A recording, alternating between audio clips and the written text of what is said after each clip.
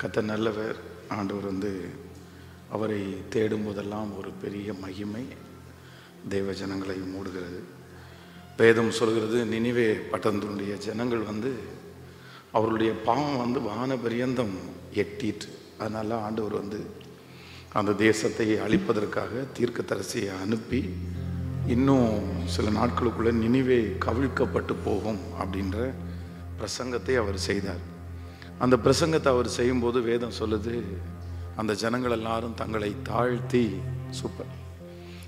ரொம்ப தங்களை தாழ்த்தி ஜெபம் பண்ண ஆரம்பித்த உடனே வேதம் சொல்லுது, அவர்களுக்காக கர்த்தர் செய்யணும்னு நினச்ச அந்த தீங்குக்காக மனஸ்தாபப்பட்டு நான் செய்ய மாட்டேன் அப்படின்னு ஆண்டவர் தன்னுடைய மனசை மாற்றிக்கிட்டார். கண்டிப்பாக அவர்களுக்கு அந்த ஆபத்து வந்துதான் ஆக வேண்டும், அந்த நஷ்டம் வந்துதான் ஆக வேண்டும். ஏனென்றால் அவ்வளோ பெரிய தப்பை அந்த ஜனங்கள் பண்ணியிருக்காங்க. அவர்கள் செய்த தவறுகள் ரொம்ப கொடுமையானது. நினிவே பட்டணத்தினுடைய ஜனங்கள் மனிதர்களை கொல்றதுல அவங்க ரொம்ப இன்ட்ரெஸ்டாக இருப்பாங்களாமா.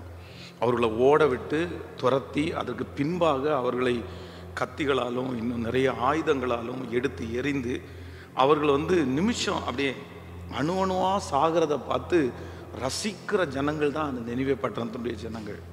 அதனால தான் அந்த இடத்துல தேவனுடைய மனுஷன் கூட இல்லை, அந்த ஜனங்களுக்கு முன்னாடி நான் போக மாட்டேன். அவ்வளவு கொடுமையான ஜனங்கள் தங்களை தாழ்த்தி கர்த்தருடைய முகத்தை தேடின உடனே ஆண்டவர் என்ன பண்ணார் அப்படின்னா, கர்த்தர் ஒரு இரக்கத்தை பாராட்டி இருக்கிறார். ஒருவேளை நம்முடைய குடும்ப வம்சாவளியாக சில சாபங்கள் தொடரலாம், சில பிரச்சனைகள் தொடரலாம். சிலது நம்முடைய தவறின் நிமித்தமாகவே ஒரு பிரச்சனைக்குள்ளே நம்ம கடந்து போகலாம்.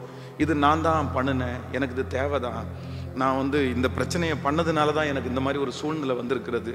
ஆனால் உண்மையிலேயே ஆண்டவருடைய சமூகத்திலே மாற்ற முடியாத சாபனும் ஒன்றும் இல்லை, கட்டுனும் ஒன்றும் இல்லை, கர்த்தருடைய சமூகத்தில் கிடைக்காத மன்னிப்புன்னும் எதுவுமே இல்லை. அதனால நம்முடைய வாழ்க்கையில கர்த்தருடைய சமூகத்தில் நம்ம தேடும்போது ஆண்டவர் எவ்வளோ பெரிய பொல்லாங்கையும் நமக்கு மன்னித்து மறந்து நம்முடைய தீங்கிற்காக மனஸ்தாபப்பட்டு அவர் நமக்கு செய்வேன் என்கிற அந்த தீமையை செய்யாதபடி நம்மை நன்மையால் முடிசூட்டுகிற கர்த்தர் நம்மோடு கூட இருக்கிறார். ஆமேன்னு சொல்லுங்கள். சிலருக்கு ஒருவேளை அந்த காலமாக கூட இருக்கலாம், பாஸ்டர் நான் யாருக்குமே தெரியாது, ஒருத்தருமே தெரியாமல் இருக்கலாம்.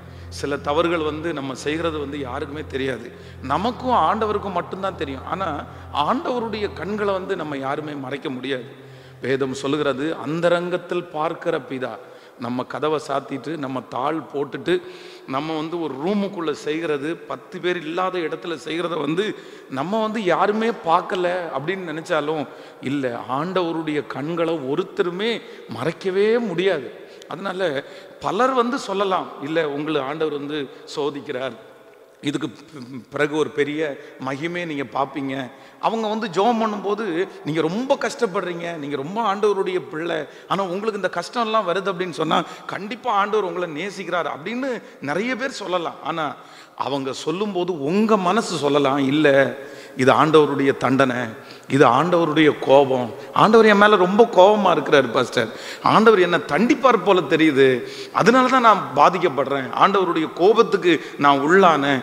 ஆனாலும் நான் நம்புகிறேன், ஆண்டவருடைய சமூகத்திலே நீங்கள் இந்த நினிவே பட்டணத்தினுடைய ஜனங்களைப் போல நீங்கள் தாழ்த்துவீர்களே, ஆனால் நம்முடைய தீங்கிற்காக மனஸ்தாபப்பட்டு நம்மை பொறுத்து கொண்டு மன்னிக்கிற ஒரு தேவன் நம்மோடு கூட அவர் இருக்கிறார். எத்தனை பேர் ஆமோதிக்கிறீர்கள்? அதனால ஆனால் ரொம்ப ஜாக்கிரதையாக இருக்க வேண்டியது என்ன அப்படின்னு சொன்னால், சில காரியங்கள் ஆண்டவர் மறைக்கிறார் அப்படின்றதுக்காக நம்ம விட்டுற முடியாது. வேதம் சொல்லுகிறது, அடிக்கடி கடிந்து கொள்ளப்பட்டும் தன் பிடரியை கடினப்படுத்துகிறவன் சகாயமின்றி சடுதியிலே. அப்போ நான் கடந்த சில வருடங்களுக்கு முன்பாக ஒரு மலையாளி ஒரு மகன் கோயம்புத்தூர்லேயே அவர் வேலை செய்து கொண்டிருக்கும் போது நம்ம சர்ச்சுக்கு வந்தார். அப்போ ரொம்ப ஆண்டவரோடு நடக்கிற ஒரு பையன், திருச்சபையிலே நல்ல ஊழியம் செய்கிற வேலைகள் எல்லாம் செய்கிற ஒரு பையன். ஆனால் திடீர்னு என்னாச்சு அப்படின்னு சொன்னால், ஊருக்கு போயிட்டு ஒரு 1 இயர் தாண்டி திரும்ப கோயம்புத்தூருக்கு வராரு. ஆனால் ஆளே ரொம்ப மாறிட்டார். கையில் ஒரு கயிறு கட்டியிருந்தார். அவர் அவருடைய கல்யாணம் பண்ண மனைவி அவங்க பொட்டு வச்சு பூ வச்சு அந்த மாதிரி ரட்சிக்கப்படாத ஒரு பொண்ணோட அவர் வந்தார். எனக்கு ரொம்ப பிரமிப்பாக இருந்துச்சு. என்னப்பா நீங்க இருக்கும்போது ஊழியம் செஞ்ச, நீங்க இருக்கும்போது திருச்சபைக்கு ரொம்ப முக்கியமான நபரா இருந்த, என்ன ஆச்சு? நீ ஊருக்கு போயிட்டு நீ வரும்போது இப்படிப்பட்ட ஒரு மாற்றத்தை வந்து உன்னிடத்துல நான் எதிர்பார்க்கவே இல்லையே அப்படின்னு சொல்லும்போது அவன் என்ன அப்படின்னு சொன்னா, இந்த கம்ப்யூட்டர், இந்த லேப்டாப் எல்லாம் ஒர்க் பண்ற அந்த ரிப்பேர் பார்க்குற ஒரு பையன். அப்போ வந்து அவனுடைய கடையில் வந்து அந்த ஏரியாவில் வந்து ஒரு திருச்சபையில் இருக்கிற ஒரு முக்கியமான ஜனங்களை வழி நடத்துகிற, உபதேசம் பண்ணுகிற, ரொம்ப ஸ்ட்ரிக்டாக பேசுகிற ஒரு நபர் வந்து அவருடைய லேப்டாப் வந்து பிரச்சனை ஆயிடுச்சு அப்படின்றதுக்காக இவன்கிட்ட ரெடி பண்ணுறதுக்காக கொடுத்துருக்குறாரு. அப்போ ரெடி பண்ணுறதுக்காக கொடுத்த உடனே இவன் என்ன பண்ணிட்டான் அப்படின்னு சொன்னால், அந்த லேப்டாப் ஃபுல்லாக செக் பண்ணி பார்த்து, இவனுக்கு தான் நிறைய தெரியுமே, நிறைய ரெக்கவரிங் சாஃப்ட்வேரை உள்ளே போட்டு இதுக்கு முன்னாடியே அந்த லேப்டாப்பில் என்னென்ன இருந்துச்சு எல்லாத்தையுமே அவன் எடுத்து பார்க்கும்போது அந்த மனுஷன் வந்து செஞ்ச தவறுகள், அவர் வச்சிருந்த வீடியோக்கள், அவர் வச்சிருந்த ஃபோட்டோக்களை எல்லாம் பார்த்து ரொம்ப பின்மாறி போயிட்டான். இல்லை இவர் இப்படி இருப்பார்னு நான் நினைக்கவே இல்லை, இவருக்குள்ள இவ்வளோ பெரிய பிரச்சனை இருந்துச்சா, அதனால யாருமே உண்மை இல்லைன்னு நினச்சி நான் வந்து அப்படியே பின்மாறி போயிட்டேன், நான் ரொம்ப தூரம் போயிட்டேன் அப்படின்னு அவன் என்னிடத்துல சொன்னான். அப்போ ஒன்று நினைத்து கொள்ளுங்கள், ஆண்டவர் உங்களையும் என்னையும் நாம் செய்கிற தவறுகளை எல்லாம் கர்த்தர் மறைக்கிறார் அப்படின்னா ஆண்டவர் அது உங்க மேலையும் என் மேலையும் வச்ச பெரிய பாசத்தினால தான். ஆண்டவர் நம்மளை காமிச்சு கொடுக்கணும்னா என்னைக்கோ காமிச்சு கொடுக்கலாம். நான் நம்புறேன், உண்மையா நம்மை மற்றவர்களுக்கு முன்பாக ஆண்டவர் காமிச்சு கொடுத்திருந்தாருன்னா நம்மளை வந்து இந்த உலகத்துல இருக்கிற அதான் வீட்டில் தெருவில் போற நாய் கூட நம்ம வந்து மதிக்காது. ஸோ அவ்வளவு மோசமான வாழ்க்கை, அவ்வளவு அருவருப்பான வாழ்க்கை. சில நேரங்களில் சிலரை வந்து அவர்களுக்கு நினைச்சா அப்படின்னு சொன்னா அவர்களுக்கே அருவருப்பா இருக்குது. நான் இவ்வளவு மோசமானவனா, நான் இவ்வளவு கேவலமானவனா? ஆனால் ஆண்டவர் உங்களையும் என்னையும் யார் முன்னாடியும் காமிச்சு கொடுக்காம இதுவரையிலையும் பாதுகாத்து வருகிறது அவருடைய பெரிய அன்பு. ஆனா நம்ம அதை என்ன பண்ணிடக்கூடாது அப்படின்னு சொன்னா, நம்ம ரொம்ப வந்து இலக்காரமா எடுத்துடக்கூடாது, ரொம்ப கவனமாக இருக்கணும். எங்களுடைய இந்த கன்னியாகுமரி மாவட்டத்தில் இந்த பேச்சிப்பாறை அப்படின்ற ஒரு இடம், ஒரு சிலருக்கு உங்களுக்கு நிறைய பேருக்கு தெரியும் அப்படின்னு நினைக்கிறேன். அந்த பேச்சிப்பாறையில் ஜெகநாதன் அப்படின்ற ஒரு ரவுடி இருந்தான். அப்படின்னா என்னுடைய 5th ஸ்டாண்டர்ட் படிக்கும்போது நினச்சிங்களேன் 95 இருக்கும். இதுக்கு பேச்சிப்பாறையில், அந்த பேச்சிப்பாறைக்கு மேலே அந்த மலைக்கு மேலே அப்போவே கஞ்சா பயிரிட்டு அதை விற்று வந்தவன் தான் அந்த ஜெகநாதன். இந்த ஜெகநாதன் வந்து போலீஸ்காரர் பிடிக்க போகும்போது இந்த போலீஸ்காரங்களை எல்லாம் அடித்து அவங்கள ஒரு ட்ரம்முக்குள்ளே போட்டு பெட்ரோல் ஊற்றி எரிச்சு விட்டான். அதனால கவர்மெண்ட் சைடாக அவனுக்கு பயங்கரமான ப்ரெஷர். அதே போல் ஊரில் இருக்கிற யாருமே அங்கே போக முடியாமல் நிறைய பெண் பிள்ளைகளை இந்த மாதிரி பண்ணுறதுனால ஊருக்காரங்க எல்லாருமே அவன் மேலே ரொம்ப கோபமாயிட்டாங்க. எத்தனையோ முயற்சி எடுத்தும் இந்த ஜெகநாதனை கொல்ல முடியல. அதனால என்ன அரெஸ்ட் பண்ண முடியல. அதனால ஊருக்காரங்க எல்லாருமே சேர்ந்து ஒரு நாள் மலைக்கு போய் இவனை கொல்லணும்னு முடிவு பண்ணி நிறைய பேர் கையில் தடிகளோட, இது நடந்த சம்பவம், தடிகளோட போய் அவனை இப்போ மலையிலிருந்து அவனை கீழே இறக்கி கொண்டு வந்துட்டாங்க. அவன் பேச்சிப்பாறையில் அந்த தெருவில் நடக்கும்போது அவன் முன்னாடி ஓடுறான், பின்னாடி ஒரு 100 பேர் பக்கத்தில் வந்து கத்தி தடிகளோடு அவனை வந்து கொல்றதுக்காக பின்னாடி போகிறாங்க. அவன் ரோட்டில் வர்றான்னு சொன்ன உடனே எல்லாரும் தன்னுடைய வீட்டை வந்து எல்லாருமே க்ளோஸ் பண்ணிட்டாங்க, எல்லாருமே அடைச்சிட்டாங்க. ஆனால் ஒரே ஒரு வீடு மட்டும் அவனுக்காக திறந்துருந்துச்சு. அவங்க அப்பா இல்லை, அவங்க அம்மா மட்டும்தான் இருந்தாங்க. அவங்க அம்மா வந்து அவனை திறந்து உள்ளே விட்டாங்க. உள்ளே விட்ட உடனே அவன் வந்து உயிருக்கு பயந்து போய் ஒரு ட்ரம்முக்குள்ளே போய் ஒளிஞ்சிட்டான். அப்போது நிறைய பேர் வந்து கதவை தட்டி, உன் பிள்ளை இங்கே தான் வந்தான், அவனை முதல்ல வெளியே அனுப்பு அப்படின்னு சொல்லும்போது அந்த அம்மா சொன்னாங்களே, என் பிள்ளை வரவே இல்லை, என் பிள்ளை வரவே இல்லைன்னு நிறைய மறைச்சிட்டாங்க. ஆனாலும் அவங்க வந்து அவனை வெளியே எடுத்து அவனை வந்து ஜனங்களே சேர்ந்து வந்து நடு ரோட்டில் வச்சு கொன்னுட்டாங்க அப்படின்ற செய்தி ஒரு சிலருக்கு ஒருவேளை தெரிஞ்சிருக்கலாம். அப்போது எல்லாருடைய வீட்டு வாசலையும் அடைக்கப்பட்ட போதும் ஒரே ஒரு அம்மாவுடைய வாசல் வந்து தன்னுடைய பிள்ளை தவறு பண்ணவன் தான், தன்னுடைய பிள்ளை மோசமானவன் தான், ஆனால் அவங்களுடைய அம்மா மட்டும் அவனுடைய வீட்டை அவனுக்காக திறந்து வச்சுருந்தாங்க. காரணம் என்னென்னா அவன் மேலே இருக்கிற பெரிய பாசம்தான். இன்னைக்கு ஒருவேளை இந்த ஜெபத்தில் இருக்கிற நிறைய பேர் ஆண்டவர் என்ன நேசிக்கிறாரு, என்ன நேசிக்கிறாரா இல்லையா, கர்த்தர் என்ன நேசிச்சா இருந்தாலும் ஏன் இப்படி எல்லாம் நடக்குது, எனக்கு நேசம் இருக்கிறது மாதிரியே தெரியலையே அப்படின்னு எல்லாம் நீங்க நினைச்சுக்கலாம். ஆனா உண்மையிலே நீங்கள் செய்த தவறு, நீங்கள் அந்தரங்கத்திலே பண்ணுவது, யாருக்குமே தெரியாத செய்கிற அந்த காரியத்தை ஆண்டவர் மற்றவர்களுக்கு முன்பாக வெளிப்படுத்தணும்னு நினைச்சிருந்தாருன்னா, நமக்கு முன்னாடி எத்தனையோ பேர் வெளிப்படுத்திட்டாங்க. எத்தனையோ பேரை நம்ம காரி துப்பிட்டோம். எத்தனையோ பேரை சொன்னோம், இவன் இப்படியா, இவன் இவ்வளவு மோசமானவனா அப்படின்னு நம்ம நிறைய பேர் சொன்னோம். நம்ம நிறைய பேர் அவர்களுக்கு தீமையான பட்டம் எல்லாம் சூட்டி இருக்கிறோம். இவ்வளவு கேவலமானவன் நம்ம நினைக்கவே இல்லைன்னு நம்ம சொல்லி இருக்கிறோம்.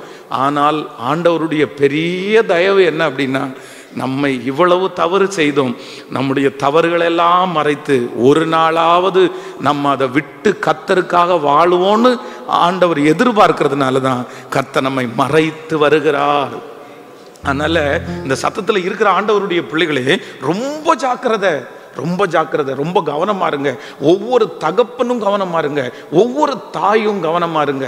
6th ஸ்டாண்டர்டு படிக்கிற ஒரு மனநலமே பாதிக்கப்பட்ட நல்ல ஸ்கூலுக்கு போய் படிச்சுட்டு இருந்த ஒரு பையன், ரொம்ப நல்ல பையன், ரொம்ப சூட்டிப்பா இருப்பான், சண்டே ஸ்கூலுக்கெல்லாம் வருவான், விபிஎஸ்க்கெல்லாம் வருவான். அவனுக்கு திடீர்னு மனநலமை பாதிக்கப்பட்டு நைட் அவன் தூங்குறது இல்லைன்னா அவங்க அம்மா எனக்கு கால் பண்ணாங்க.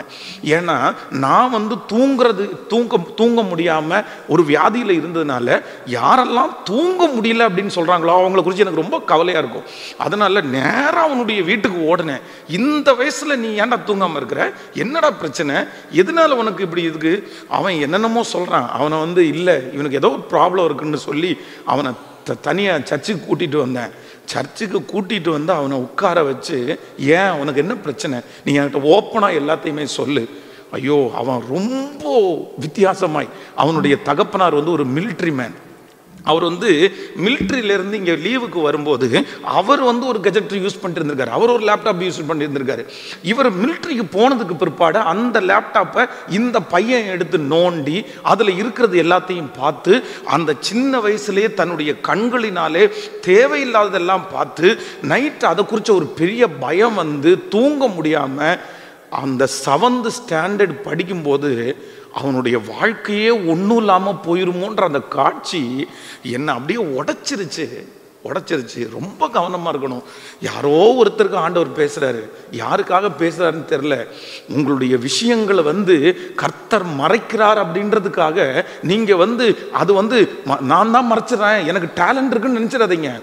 நான் அதை நான் செஞ்சிருவேன்னு நினச்சிடாதீங்க, நான் டெலீட் பண்ணிடுவேன்னு நினச்சிடாதீங்க, நான் தப்பிச்சிருவேன்னு நினச்சிடாதீங்க.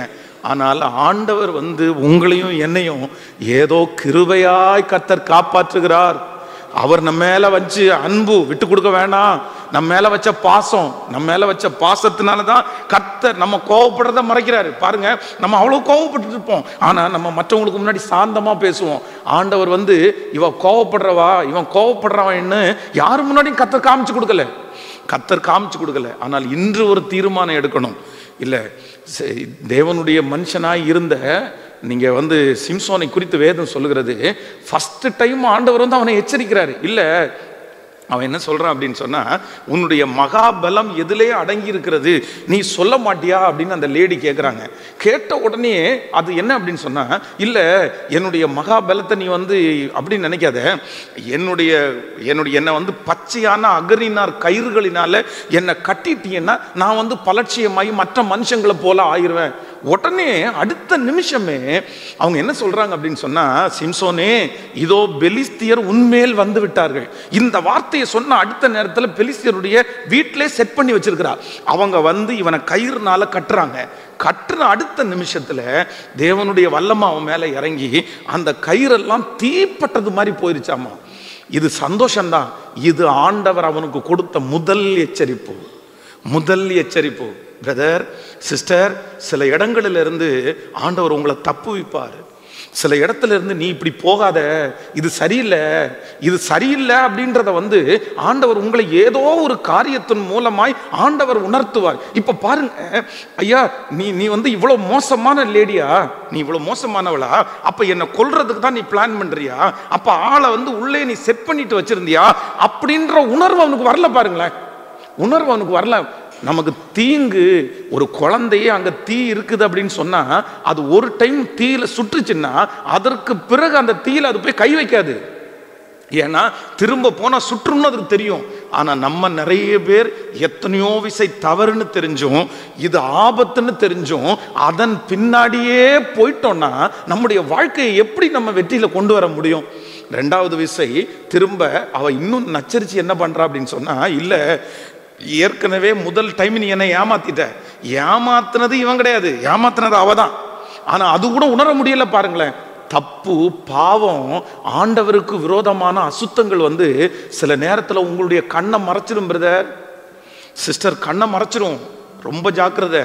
இந்த ஜபத்தில் இருக்கிற வாலிப தம்பிக்கு தெரியலாம், தங்கச்சி தெரியலாம், உன்னுடைய கண்ணுக்கு முன்னாடி ஆபத்து இருக்கிறது கூட உனக்கு தெரியாது.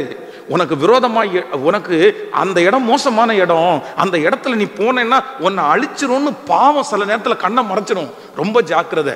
ஸோ ரெண்டாவது என்ன சொல்றாங்க அப்படின்னு சொன்னா, என்னுடைய 7 ஜடையோடையும் சேர்த்து செவத்துல ஆணி வச்சு நீ அடிச்சிட்டேன்னா அவ்வளோதான், நான் என்னுடைய பலன் எல்லாம் போயிடும். அதே போல அவ பண்றா, அதே போல பண்றா.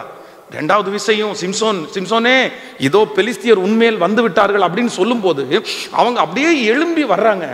ஆனா ஆண்டவர் வந்து அவனுக்கு கொடுத்த பலத்தினால செவரையே பேத்துட்டு வரான். இப்போ நம்பர் 3, 3வது டைம், உன்னுடைய மகாபலன் எங்க இருக்குன்னு சொல்ல மாட்டியா அப்படின்னு அந்த அம்மா கேட்ட உடனே அவன் தன்னுடைய இருதயத்தில் இருக்கிறதெல்லாம் சொல்றான். என்ன அப்படின்னா, என்னுடைய தலையில இருக்கிற முடிகள் எல்லாம் எடுத்தா என் பலன் என்னை விட்டு போகும் அப்படின்னு சொல்றான். இதுல ஒரு பெரிய பரிதாபமான நிலைமை என்ன தெரியுமா? இவா அவனை மடியில படுக்க வச்சு தூங்க வச்சுட்டு ஒருத்தனை கூப்பிட்டு தன்னுடைய தலையில இருக்கிற எல்லா மயிரையும் எடுத்துட்டாங்க. ஆனா இப்போ அந்த தலையில் உள்ள முடியெல்லாம் எடுத்தாச்சு. இப்போ அவன் என்ன சொல்றான் அப்படின்னு சொன்னா, சிம்சோனே இதோ பெலிஸ்தியர் உண்மையில் வந்து விட்டார்கள். நீங்க பைபிள்ல போய் வாட்சி பாருங்க, அவன் முன்னாடி செஞ்சபடியே அவ்வளவுதான் நம்ம ஜெயிச்சிருவோம், நம்மளை ஜெயிக்க முடியாதுன்னு எந்திரிச்சான். ஆனா வேதம் சொல்லுது 3வது டைம் அவனால என்ன பண்ண முடியல அப்படின்னு சொன்னா, அவனால அதுல இருந்து எழும்ப முடியல. அவங்க கட்டிட்டாங்க, கண்ணை பிடுங்கிட்டாங்க. பிரதர் சிஸ்டர், சில நேரத்தில் ஆண்டவர் நம்மளை தப்பு வைப்பார், சில நேரத்தில் ஆண்டவர் உங்களை தப்பு வைப்பார். அவ்வளோ சீக்கிரமா ஆண்டவர் உங்களை கைவிட மாட்டார், அவ்வளோ சீக்கிரமா ஆண்டவர் உங்களை கைவிட மாட்டார். உங்களை என்னையும் கைவிட்டுருக்கணும்னா என்னைக்கோ ஆண்டவர் கைவிட்டுருக்கலாம். ஆனா இந்த ஜபத்தில் இருக்கிற யாரோ ஒருத்தருக்கு ஒரு எச்சரிப்பு உங்களை தேடி வருது. ரொம்ப ஜாக்கிரதை. ஆண்டவர் இதுவரைக்கும் உங்களை நிறைய இடத்துல இருந்து அது ஆபத்துன்னு உங்களுக்கு தெரியும், அதன் பின்பாக நீங்க போறது மரணம்னு உங்களுக்கு தெரியும். ஆனா கர்த்தர் உங்களை அந்த இடத்துல இருந்து கிருபையா கர்த்தர் உங்களை தப்பிச்சாரு, ஆச்சரியமா ஆண்டவர் உங்களை தப்பிச்சாரு. ஆனா அதையே நான் தப்பிச்சிட்டேன்னு சொல்லி திரும்ப திரும்ப திரும்ப நீங்கள் மனதிலே நீங்கள் வந்து அதை ஒரு பெரிய விஷயமா எடுக்காம மறுபடியும் அதற்கு நேராக போவீங்கன்னா ஒரு நாள் உங்களுக்கு உதவி செய்யறதுக்கு யாரும் இருக்க மாட்டாங்க. ஒரு நாள் அந்த இடத்துல நீங்கள் காப்பாற்றவே பட முடியாது. ஒரு நாள் அந்த இடத்துல நீங்கள் கைவிடப்பட்டீர்களே ஆனால் அத்தனை நாட்களும் நீங்க சம்பாதிச்ச பேரு, உங்களுக்கு இருந்த அந்த ஆசீர்வாதங்கள் எல்லாவற்றையும் இழந்து நீங்க ஒன்றும் இல்லாம நின்றுவீங்க. அதுக்காக தான் ஆண்டவர் சொல்றாரு, நீ ரொம்ப ஜாக்கிரதை. நான் உன்னை எச்சரிக்கும் போதே நீங்க என்ன பண்ணணும் அப்படின்னு சொன்னா மாறிடணும். ஆண்டவர் இன்னைக்கு ஊழியக்காரனாகிய என்னை அனுப்பி உங்களை எச்சரிக்கிறாருன்னு நினைச்சுங்க. கோயம்புத்தூர்ல இருக்கிற ஜெயிலில் வந்து ஒரு நாள் வந்து கிட்டத்தட்ட ஒரு 7 மணி நேரம் அங்கே ஸ்பெண்ட் பண்ணக்கூடிய ஒரு சின்ன வாய்ப்பு கிடைச்சிருச்சு. காலையிலே போயிட்டேன். கிட்டத்தட்ட ஆயிரக்கணக்கான கைதிகள் வந்து அந்த இடத்துல இருக்கிறாங்க. அப்போது நிறைய பேரிடத்துல நான் பேசி அவங்களுக்கு எல்லாருக்குமே சின்ன சின்ன ஆலோசனை கொடுத்தேன். அப்போ ஒருத்தரை சந்தித்தேன், ரொம்ப சாஃப்டாக இருந்தார், ரொம்ப நல்லவராக தெரிஞ்சார். அப்போது நான் அவர்கிட்ட பேசிட்டு சொன்னேன், நீங்கள் இவ்வளோ நல்லவராக இருக்கிறீங்களே எதுக்கு நீங்கள் இந்த ஜெயிலுக்கு வந்தீங்க? அவர் வந்து ஆயுள் கைதி அப்படின்னா தன்னுடைய வாழ்நாள் முழுக்க கிட்டத்தட்ட 30 வருஷமா அந்த இடத்துல ஜெயிலில் இருக்கன்றாரு. எனக்கு பிரமிப்பாச்சு, இத்தனை வருஷமா ஜெயிலில் இருக்கிறீங்களா? அப்போ அவர்கிட்ட கேட்டேன், நீங்க இவ்வளோ சாஃப்டானவராக தெரியுறீங்க, இந்த இடத்துல வர்றதுக்கு நீங்க என்னதான் தப்பு பண்ணீங்க? அப்போ அவர் ரொம்ப ஆச்சரியமா ஒன்று சொன்னார், பாஸ்டர் நான் கல்யாணம் பண்ணதுக்கு அப்புறம் என் மனைவி என்ன பயங்கரமாக கோவப்படுத்திட்டே இருப்பாங்க, எனக்கு ரொம்ப கோபம் வரும். நான் கோபம் வரும்போதெல்லாம் நான் சொல்லுவேன், நான் உன்னை அடிச்சிடுவேன், நான் உன்னை கொன்றுவேன்னு சொல்லுவேன். பட் இவன் ரொம்ப கோவப்படுத்திட்டு இருக்கும்போது ஏதாவது பொருளை தூக்கி அடிப்பேன். இதுதான் என்னுடைய பழக்கம். ஒரு நாள் அவன் ரொம்ப கோவப்படுத்திட்டே இருந்தா எனக்கு என்ன பண்றேன்னு தெரியல. இந்த வீட்டில் வந்து ஒரு அருவாமனை இருந்துச்சு, இந்த தேங்காய் துருவுற ஒரு அருவாமனை. இந்த அருவாமனையை எடுத்து நான் அவன் மேலே வீசிட்டேன். கரெக்டாக கழுத்துக்கு இந்த பக்கத்தில் போய் அப்படி கிழிச்சு அங்கேயே வந்து அவளை காப்பாற்றவே முடியல. அதுக்கப்புறம் நான் என்னென்னமோ முயற்சி எடுத்தேன். பட் ரொம்ப ரத்தம் போனதுனால வந்து செத்துட்ட உடனே அவங்களுடைய மாமனார் வீட்டில் எல்லாரும் வந்து ஏற்கனவே இவன் பல டைமும் அவளை அடித்து அனுப்பியிருக்கான், இவன் மேலே ரொம்ப சந்தேகப்படுவான், இவன் ரொம்ப மோசமானவன் அப்படின்னு சொல்லி கேஸை ரொம்ப ஸ்ட்ராங்காக ஃபைல் பண்ணி என்னை வந்து இப்படி ஜெயிலே அனுப்பிட்டாங்க. அதுக்கப்புறம் எங்கள் அம்மாவும் எங்கள் அப்பாவோ எங்கள் குடும்பத்தில் இருக்கிற யாருமோ இப்படி மனைவியை கொண்டவனை போய் நம்ம ஏன் போய் ஜெயிலில் ஜாமீன் எடுக்கணும்னு யாருமே எனக்காக வரல. நான் இந்த ஜெயிலில் இருக்கிறேன் அப்படின்னு சொன்னார். எனக்கு ரொம்ப ஆச்சரியமாக போயிடுச்சு.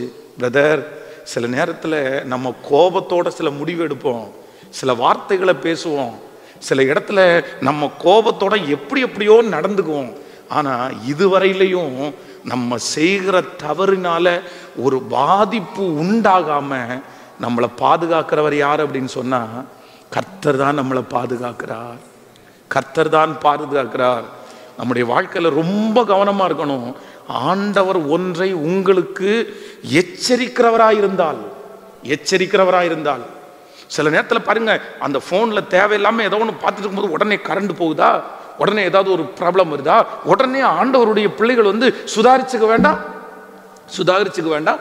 ஆண்டவர் நம்மளை தடுக்கிறாரு, ஆண்டவர் நம்மளை தடுத்து நிறுத்துறாரு, வேண்டாம் இதை செய்யக்கூடாது அப்படின்ற எண்ணம் வந்து நமக்கு வராமல் போகிறதுக்கு காரணம் என்ன, ஏன் வராமல் போயிடுச்சு? அப்போது இன்னைக்கு ஒரு தீர்மானம் எடுங்க, ஒரு முயற்சி எடுங்க. ஆண்டவரே, நீர் என்னை எச்சரிக்கும் போது நான் கீழ்ப்படுகிறதற்கு எனக்கு பலன் கொடுக்கிற கர்த்தர். ஆமேன் சொல்லுங்க பார்க்கலாம். கையை மேலே உயர்த்தி சொல்லுங்க. நீர் என்னை எச்சரிக்கும் போது நீங்கள் வேண்டான்னு சொல்லும் போது, ஆண்டவரே என்னுடைய இருதயத்தை பார்க்கிறீர், என்னுடைய அந்தரங்கத்தை பார்க்கிறீர், யாரும் அறியாமல் இருக்கிற இடத்தை பார்க்கிறீர். பிரதர், உங்களை கர்த்தர் பார்க்கிறார். பிரதர், சிஸ்டர், உங்களை பார்க்கிறார். ஆண்டவர் உங்களை எவ்வளவு நம்புறாரு தெரியுமா? கர்த்தர் எவ்வளவு நம்புறாரு தெரியுமா? எத்தனை பேருக்கு முன்னாடி ஆண்டவர் உங்களை எப்படி வச்சிருக்கிறாரு தெரியுமா? யாருமே நம்ப மாட்டாங்க.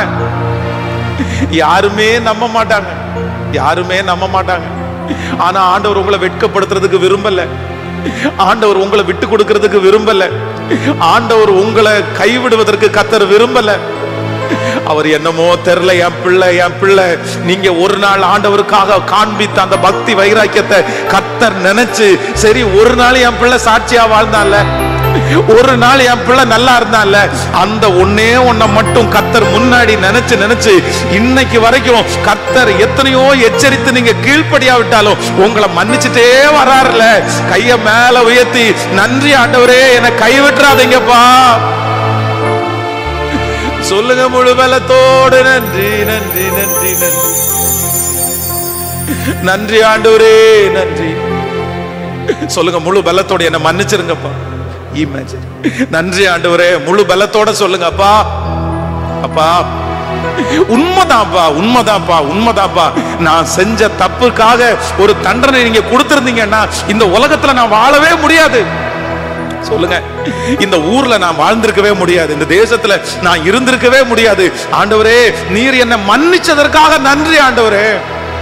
சொல்லுங்க, மனசார சொல்லுங்க, நன்றி ஆண்டவரே. நீர் எச்சரிக்கும் போது அதை கீழ்ப்படிய கூடிய கிருபையை கத்த தாங்கப்பா. நன்றி ஆண்டவரே, நன்றி.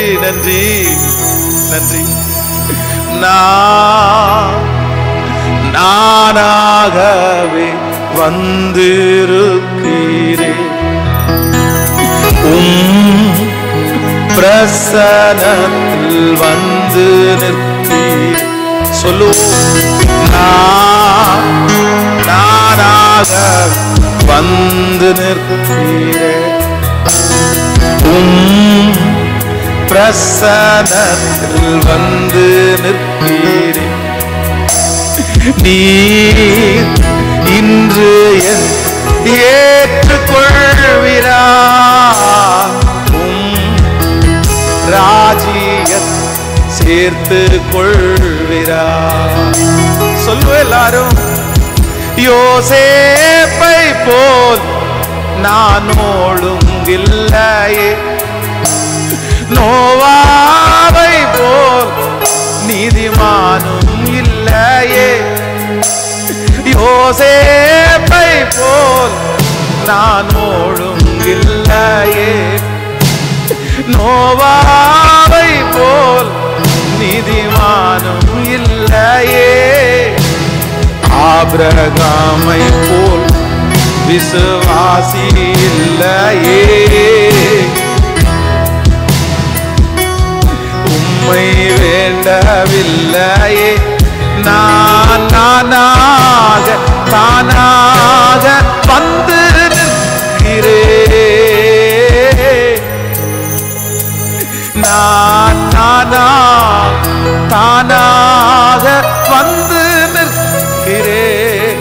முடிஞ்சவங்க கைய மேல உயர்த்தி அப்பாவை பார்த்து, நானாக வந்து நிற்க. நான் ஒண்ணும் இல்ல ஆண்டவரே, நான் ஒண்ணும் இல்ல ஆண்டவரே, என்ன மன்னிச்சிருங்க ஆண்டவரே, என்ன மன்னிச்சிருங்க ஆண்டவரே, என்ன மன்னிச்சிருங்க ஆண்டவரே, என்ன ஒப்பு கொடுக்கிற ஆண்டவரே. எனக்குள்ள நீர் விரும்புகிற அந்த பரிசுத்தம் வரட்டும் ஆண்டவரே, நீங்க விரும்புகிற அந்த நீதி எனக்கு வரட்டும் ஆண்டவரே. அப்பா, என் கைய பரிசுத்தப்படுத்துகிறவர் நீங்க தானே, என் கண்ணை பரிசுத்தப்படுத்துகிறவர் நீங்க தானே, என் சரீரத்தை பரிசுத்தப்படுத்துகிறவர் நீங்க தானே. கேளுங்க அப்பா, பார்த்து என்ன நீ செய்யுங்க ஆண்டவரே, என்ன பரிசுத்தப்படுத்துங்க. ஹல்லேலூயா. வேதம் சொல்லுகிறது, இன்று நீங்கள் உங்களை பரிசுத்தம் பண்ணிக் கொள்ளுங்கள், நாளைக்கு கர்த்தர் உங்கள் நடுவிலே அற்புதங்களை செய்வார். எழுப்புதலுக்காக வேதத்துல எங்கெல்லாம் எப்பெல்லாம் எழுப்புதல் வந்துச்சு தெரியுமா? எங்கெல்லாம் ஜனங்கள் தங்களுடைய பாவத்தை உணர்ந்து, அக்கிரமத்தை உணர்ந்து, தங்களுடைய தவறுகளை உணர்ந்து எப்பெல்லாம் ஜனங்கள் அழுறாங்களோ, அந்த அழுக முடிச்ச உடனே ஒரு மன்னிப்பு வருது. மன்னிப்பு முடிச்ச உடனே என்ன வருதுன்னா, ஒரு பெரிய எழுப்புதல் வருகிறது. பிரதர், உங்களை கர்த்தர் ஆசீர்வதிக்கணுமா? உங்க குடும்பத்தை கர்த்தர் ஆசீர்வதிக்கணுமா? உங்களுடைய பேரை பெருமைப்படுத்த வேண்டுமா? நான் நம்புறேன், எப்ப நீங்க செய்கிற சின்ன சின்ன தவறுக்காக வருந்தி நீங்க அழுது மன்னிப்பு கேட்டு பரிசுத்தத்திற்கு நேராக உங்களை பரிசுத்தப்படுத்திக் கொள்றீங்களோ, கண்டிப்பாக சொல்லுகிறேன், நாளைக்கு கர்த்தர் உங்கள் நடுவிலே அற்புதங்களை செய்வார். எப்பவுமே ஆண்டவர் எப்பவுமே அழுக்கான துருத்தியில அவர் திராட்சரசத்தை ஊத்தவே மாட்டாரு, திராட்சரசத்தை ஊத்தவே மாட்டாரு.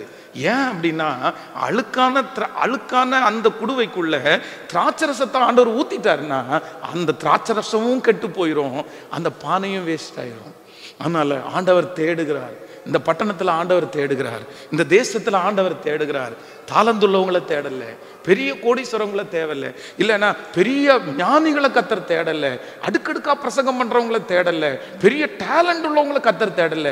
ஆனா ஆண்டவர் யாரை தேடுறார் அப்படின்னா, பரிசுத்தம் உள்ள ஒரே ஒருத்தர், கர்த்தருக்காக நிற்கிற ஒரே ஒருத்தர், பாவத்தை வெறுக்கிற ஒரே ஒருத்தர், அக்கிரமத்திற்கு விரோதமா இருக்கிற ஒரே ஒருத்தர், யாருமே என்ன பார்க்காட்டா என்ன அப்படின்னு நிற்கிற அந்த ஒருத்தரை கர்த்தர் தேடுறாரு. அவர்களை கொண்டு எதை வேண்டுமென்றாலும் செய்வதற்கு கர்த்தர் வல்லவரா இருக்கிறார். உங்களுக்கு வேற குவாலிட்டி, உங்களுக்கு நான் சொல்றேன், வேற எல்லா குவாலிட்டியும் தன்னை போல வந்துடும், எல்லா குவாலிட்டியும் தன்னை போல. ஆனா பரிசுத்தத்திற்காக நீங்க என்ன பண்ணணும் அப்படின்னா போராடணும். சில நேரங்களில் சிலர் அந்நிய தேசத்துக்கு வந்துட்டாங்கன்னு வைங்களேன், நீங்கள் அந்நிய தேசத்துல ஆசீர்வதிக்கப்படணும்னா, நீங்க நிறைய பேர் வெளியூர்ல இருந்து வந்திருப்பீங்க, வெளிநாட்டுல இருந்து வந்திருப்பீங்க. ஆனா வெளி ஊர்ல இருந்து வெளிநாட்டுல இருந்து அந்நிய தேசத்துல வந்த ஒரு தேவனுடைய பிள்ளை, அந்நிய தேசத்துல கர்த்தர் உங்களை அதிகாரியா மாத்தணும்னா ஒரே ஒரு குவாலிட்டி உங்களுக்கு இருக்கணும், ஒரே ஒரு குவாலிட்டி இருக்கணும். வேதம் சொல்லுகிறது, யோசேப்பு அந்நிய தேசத்துல எப்படி இருந்தான் தெரியுமா? பரிசுத்தமாய் வாழ்ந்தான்.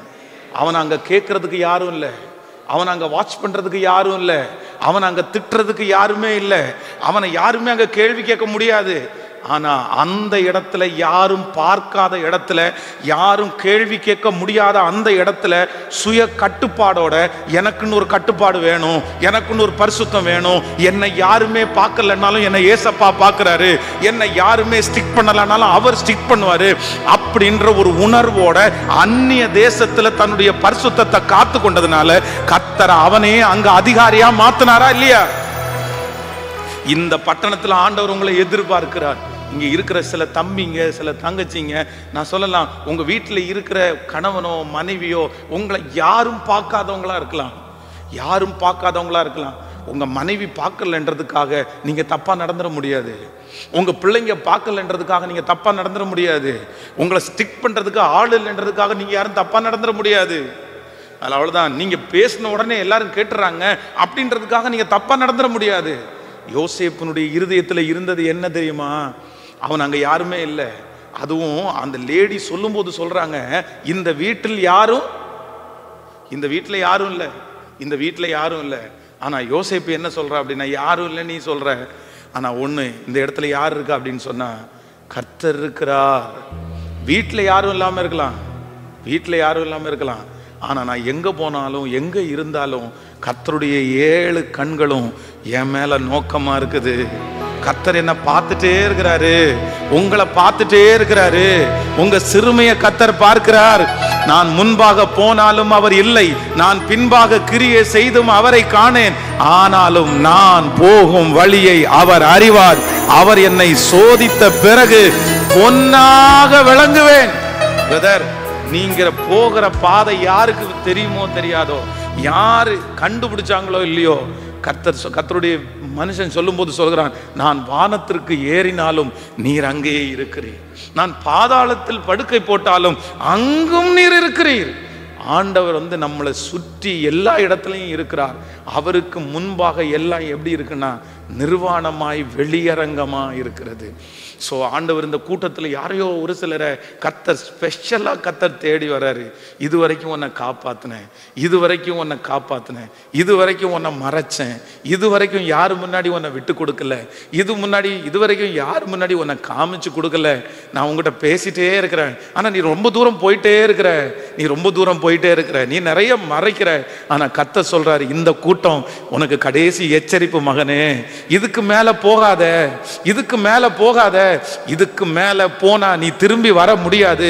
நீ விட்டுறலான்னு நினைக்கிற, நீ தூக்கி போடலான்னு நினைக்கிற, ஆனா கர்த்தர் சொல்றாரு, அது உனக்கு பழகிருச்சுன்னா அதை விட முடியாது. இன்றைக்கே ரட்சணிய நாள், இன்றைக்கே அனுக்கிரக காலம். இன்னைக்கு ஒப்பு கொடுத்து, இன்னைக்கு பாக்கெட்ல இருக்கிறத இன்னைக்கு தூக்கி போட்டுறணும், இன்னைக்கு மறந்துருப்பணும். இல்ல, ஆண்டவர் இந்த தேசத்துக்கு உங்களை கொண்டு வந்ததுக்கு ஒரு நோக்கம் உண்டு.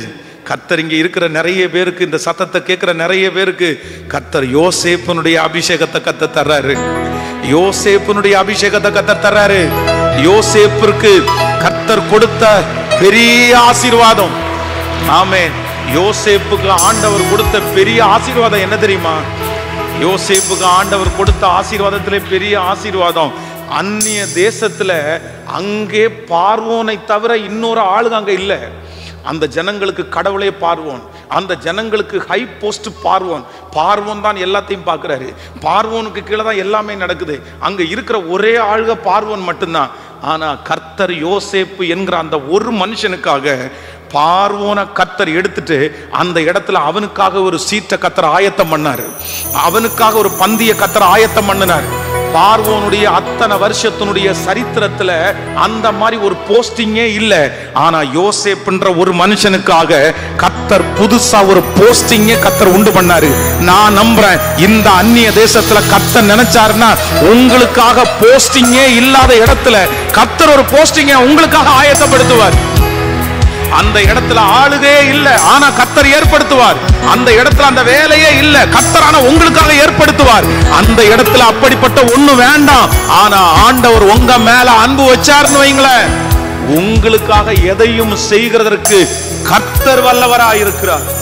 யோசேப்புக்கு ஆண்டவர் அப்படிப்பட்ட ஆசீர்வாதத்தை, எதுவுமே இல்லாத இடத்துல கர்த்தர் ஒரு சேரை கொடுத்து ஆடுகையில உட்கார வச்சு 7 வருடங்கள் பஞ்சமுள்ள காலத்துல எல்லாமே சேஃப்டி பண்ண சொல்லி, உன்னுடைய அனுமதி இல்லாமல் யாருமே கை கால் அசைக்க மூட முடியாதுன்ற அளவிற்கு கர்த்தர் கொடுத்ததுக்கு ஒரே ஒரு ரீசன், ஒரே ஒரு காரணம் என்னன்னு தெரியுமா? என்னை யாருமே பார்க்கலன்னாலும் என்னை யார் பார்க்கிறா அப்படின்னு சொன்னா கர்த்தர் பார்க்கிறார். பிரதர், பரிசுத்தம்ன்ற ஒண்ணு இருந்தா போதும் பிரதர்.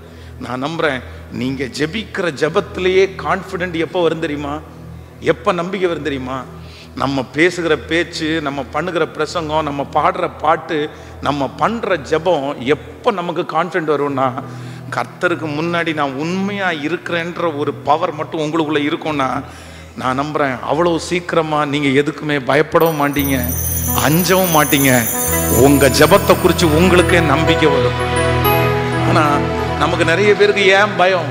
நமக்கு நிறைய பேருக்கு ஏன் பயப்படுறோம், நம்ம நிறைய பேர் ஏன் வருத்தப்படுறோம், ஏன் பயமாக இருக்குதுல ஏன் கவலைப்படுறோன்னா, நம்ம நிறைய பேருடைய வாழ்க்கையில் மிஸ் பண்ணுறது என்ன அப்படின்னா, இந்த ஹோலினஸ், பரிசுத்தம். பரிசுத்தம் என்னை யார் பார்க்குறா அப்படின்னு சொன்னால், என்னை கர்த்தர் பார்க்கிறார். அந்நிய தேசமாக இருந்தாலும் நான் யாருக்கு கணக்கு கொடுக்கணும்னா, எங்கள் அம்மாவுக்கு கணக்கு கொடுக்கணுமோ இல்லையோ, உங்கள் அம்மா அப்பாவுக்கு பணம் கொடுத்தோன்னா அவங்க வாயை மூடிடலாம், நீங்கள் காசை அனுப்புனா போதும். ஆமாம், சில நேரத்தில் அப்படி தான், இந்த உலகத்தில் இருக்கிறவர்கள் அப்படி தான். நமக்கு ஃபோன் பண்ணுறதே நிறைய நேரத்தில் காசை கேட்குறதுக்கு மட்டும்தான் ஃபோன் பண்ணுவாங்க. அவ்வளோதான். அன்பில்லாத உலகம், பாசம் இல்லாத உலகம்.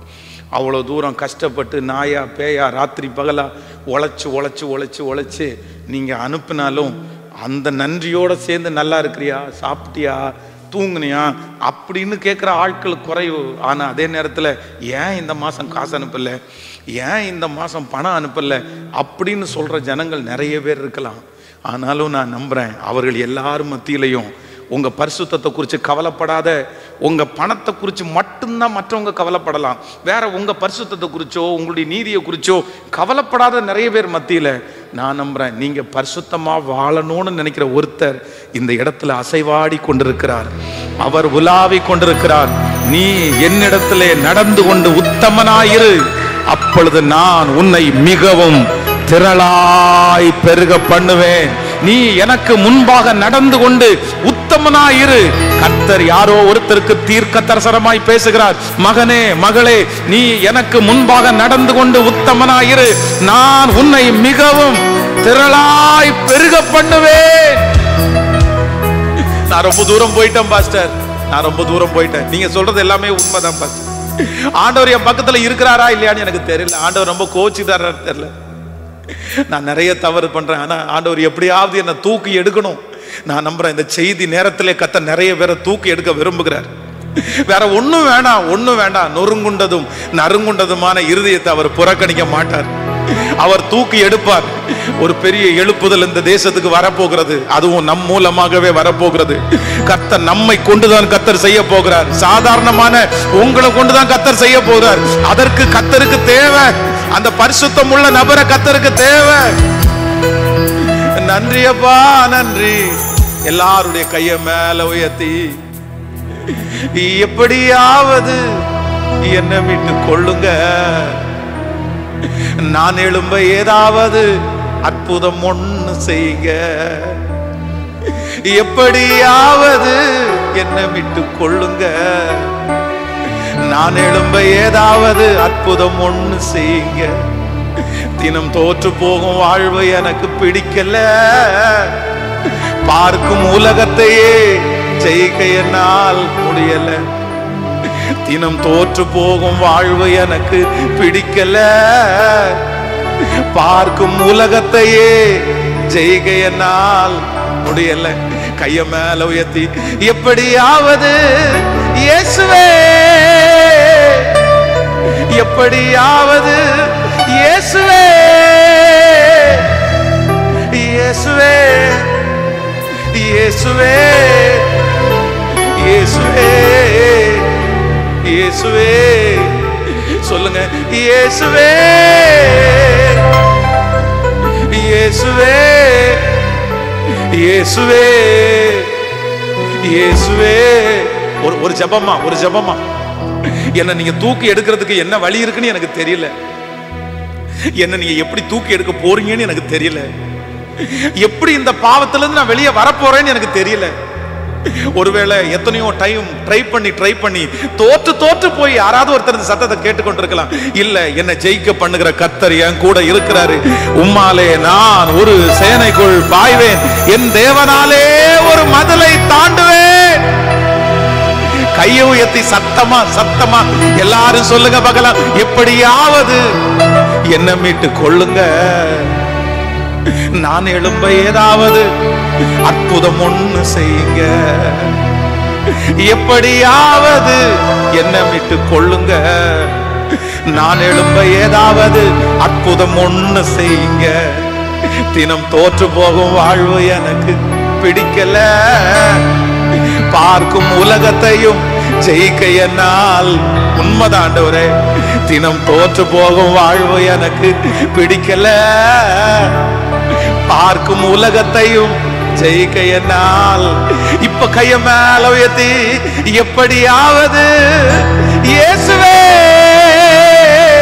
சத்தமா எப்படியாவது இயேசுவே, சத்தமா கைய உயர்த்தி எப்படியாவது கேளுங்க, கேளுங்க, கேளுங்க, அப்பா பார்த்து கேளுங்க. ஹல்லேலூயா. எனக்கு தான் வழி இல்லை, ஆனா உங்களுக்கு 1000 வழி இருக்கு ஆண்டவரே. எனக்கு தான் வழி இல்லை, ஆனா உங்களுக்கு 1000 வழி இருக்கு ஆண்டவரே. நீங்க எப்படி என்ன தூக்கி எடுப்பீங்கன்னு தெரியல. ஆனால் இன்றைக்கு இந்த ஜெபம் நடந்து கொண்டிருக்கும் போது எனக்கு வேற ஒன்னையுமே நீங்க தரலனா கூட பரவாயில்லப்பா. எனக்கு பணம் தரலனா பரவாயில்ல, எனக்கு வேலை தரலனா பரவாயில்ல, ஆனா நீங்க விரும்புகிற அந்த பரிசுத்த தரணும்னு சொல்லி வாஞ்சிக்கிறவங்க முழு பலத்தோட கேளுங்க. அப்பா பார்த்து அமைதியா இருந்துராதீங்க. ஹல்லேலூயா, ஹல்லேலூயா. ஒரு நிமிஷம் என்ன எல்லாரும் பாருங்க, ஒரு நிமிஷம் கவனிங்க. நம்ம நிறைய பேர் திருமணமாகி குழந்தையை பெத்தெடுத்தவங்க, நிறைய அப்பாங்க, நிறைய அம்மாங்க, நிறைய பிரதர்ஸ் சிஸ்டர்ஸ் என்ன நினைக்கிறாங்க அப்படின்னு சொன்னா, நான் தான் தப்பு பண்ணிட்டேன், நான் தான் தப்பு பண்ணிட்டு இருக்கிறேன், ஆனா என் பிள்ளையாவது தப்பு பண்ணாம இருக்கட்டும், என் பிள்ளையாவது நல்லா இருக்கட்டும். இந்த மைண்ட் செட்ல யாராவது ஒருத்தர் இருக்கலாம். ஆனா ஒன்னு நினைச்சுக்குங்க, நீங்க ஜெயிச்சு உங்க பிள்ளைகளுக்கு நீங்க கொடுத்துட்டு போகாம உங்க பிள்ளைங்க ஜெயிக்க மாட்டாங்கன்றத எப்பவுமே நீங்க நினைச்சுக்குங்க. நான் சொல்றது உங்களுக்கு புரியுதா புரியலையா? அப்படின்னா நம்ம எல்லாருமே ஒரு ஏஜ் ஆனதுக்கு அப்புறம், இப்ப எங்க அப்பா வந்து குடிக்கும் போது என்ன நினைப்பாரு தெரியுமா? அவருக்கு குடிப்பாரு, அவருக்கு குடிக்கிறது பிடிக்கல, ஆனா எங்கள்கிட்ட என்ன சொல்லுவார் அப்படின்னா, டேய் நான் தான் குடிகாரனா மாறிட்டேன், நீ என்ன பண்ணிடாத, குடிச்சிடாதரா. எங்க அப்பா சிகரெட் குடிக்கும் போது என்ன சொல்லுவார் அப்படின்னு சொன்னா, நான் தான் பீடி குடிச்சிட்டு இருக்கிறேன், நீ பீடி குடிக்காதப்பா. நம்ம எல்லாருமே ஆசைப்படுறது என்ன அப்படின்னா, நான் தான் இப்படி போயிட்டேன், என் பிள்ளையாவது. ஆனா வேதம் சொல்லுகிறது, பிதாக்கள் திராட்சை காய்களை தின்றார்கள், பிள்ளைகளுடைய பற்கள் கேட்கல. வாசிருக்கீங்களா? பிதாக்கள் சாப்பிட்டது யார் அப்படின்னா பிதாக்கள். நம்ம வீட்டில் வந்து நம்ம நிறைய பேர் ஊரில் இருக்கும்போது புளி இருக்கும் பாருங்க, புளி சாப்பிடுவோம். நம்ம ரோட்டில் போகும்போது எடுத்து, சிலருக்கு புளி பிடிக்கும், சிலருக்கு பிடிக்காது. நம்ம உரிச்சு புளியை சாப்பிடும்போது பக்கத்தில் இருக்கிறவங்க என்ன சொல்லுவாங்க தெரியுமா, அப்படின்னுவான். ஏன்? அட சாப்பிட்றது நான் தானே புளி எடுத்துறேன், உனக்கு ஏன்ப்பா வாய் கூசுது, உனக்கு எப்படிப்பா இருக்குது? அதான் அது நீங்க திரும்ப நேற்றைக்கு கூட ஆண்டவர் பேசினாரு, நீங்க அப்படி யாராவது ஒருத்தர் நினைக்காதீங்க. இப்ப நிறைய அப்பாங்க ஜெபம் பண்ண மாட்டாங்க, நிறைய அம்மாங்க ஜெபம் பண்ண மாட்டாங்க. ஆனா பிள்ளைகளை பார்த்து, நீ ஜெபத்துக்கு போலியாடே, நீ ஜெபத்துக்கு போறியாப்பா, நீ ஜெபத்துக்கு போப்பா. அப்போ அப்பா ஜெபம் பண்ண மாட்டாரு, ஆனா பிள்ளை கேட்கல. உண்மைத்தானே? ஆனா ஒன்னு நினைச்சுக்குங்க, நீங்க ஜெபம் பண்ண ஆரம்பிச்சீங்கன்னா, நீங்க பரிசுத்தமா வாழ ஆரம்பிச்சிட்டீங்கன்னா, நீங்க முழங்கால் படிக்கிட்டீங்கன்னா, தன்னை போல இந்த ஆசீர்வாதம் அவங்களுக்கு போகும், அவங்களும் அதை செய்ய ஆரம்பிப்பாங்க.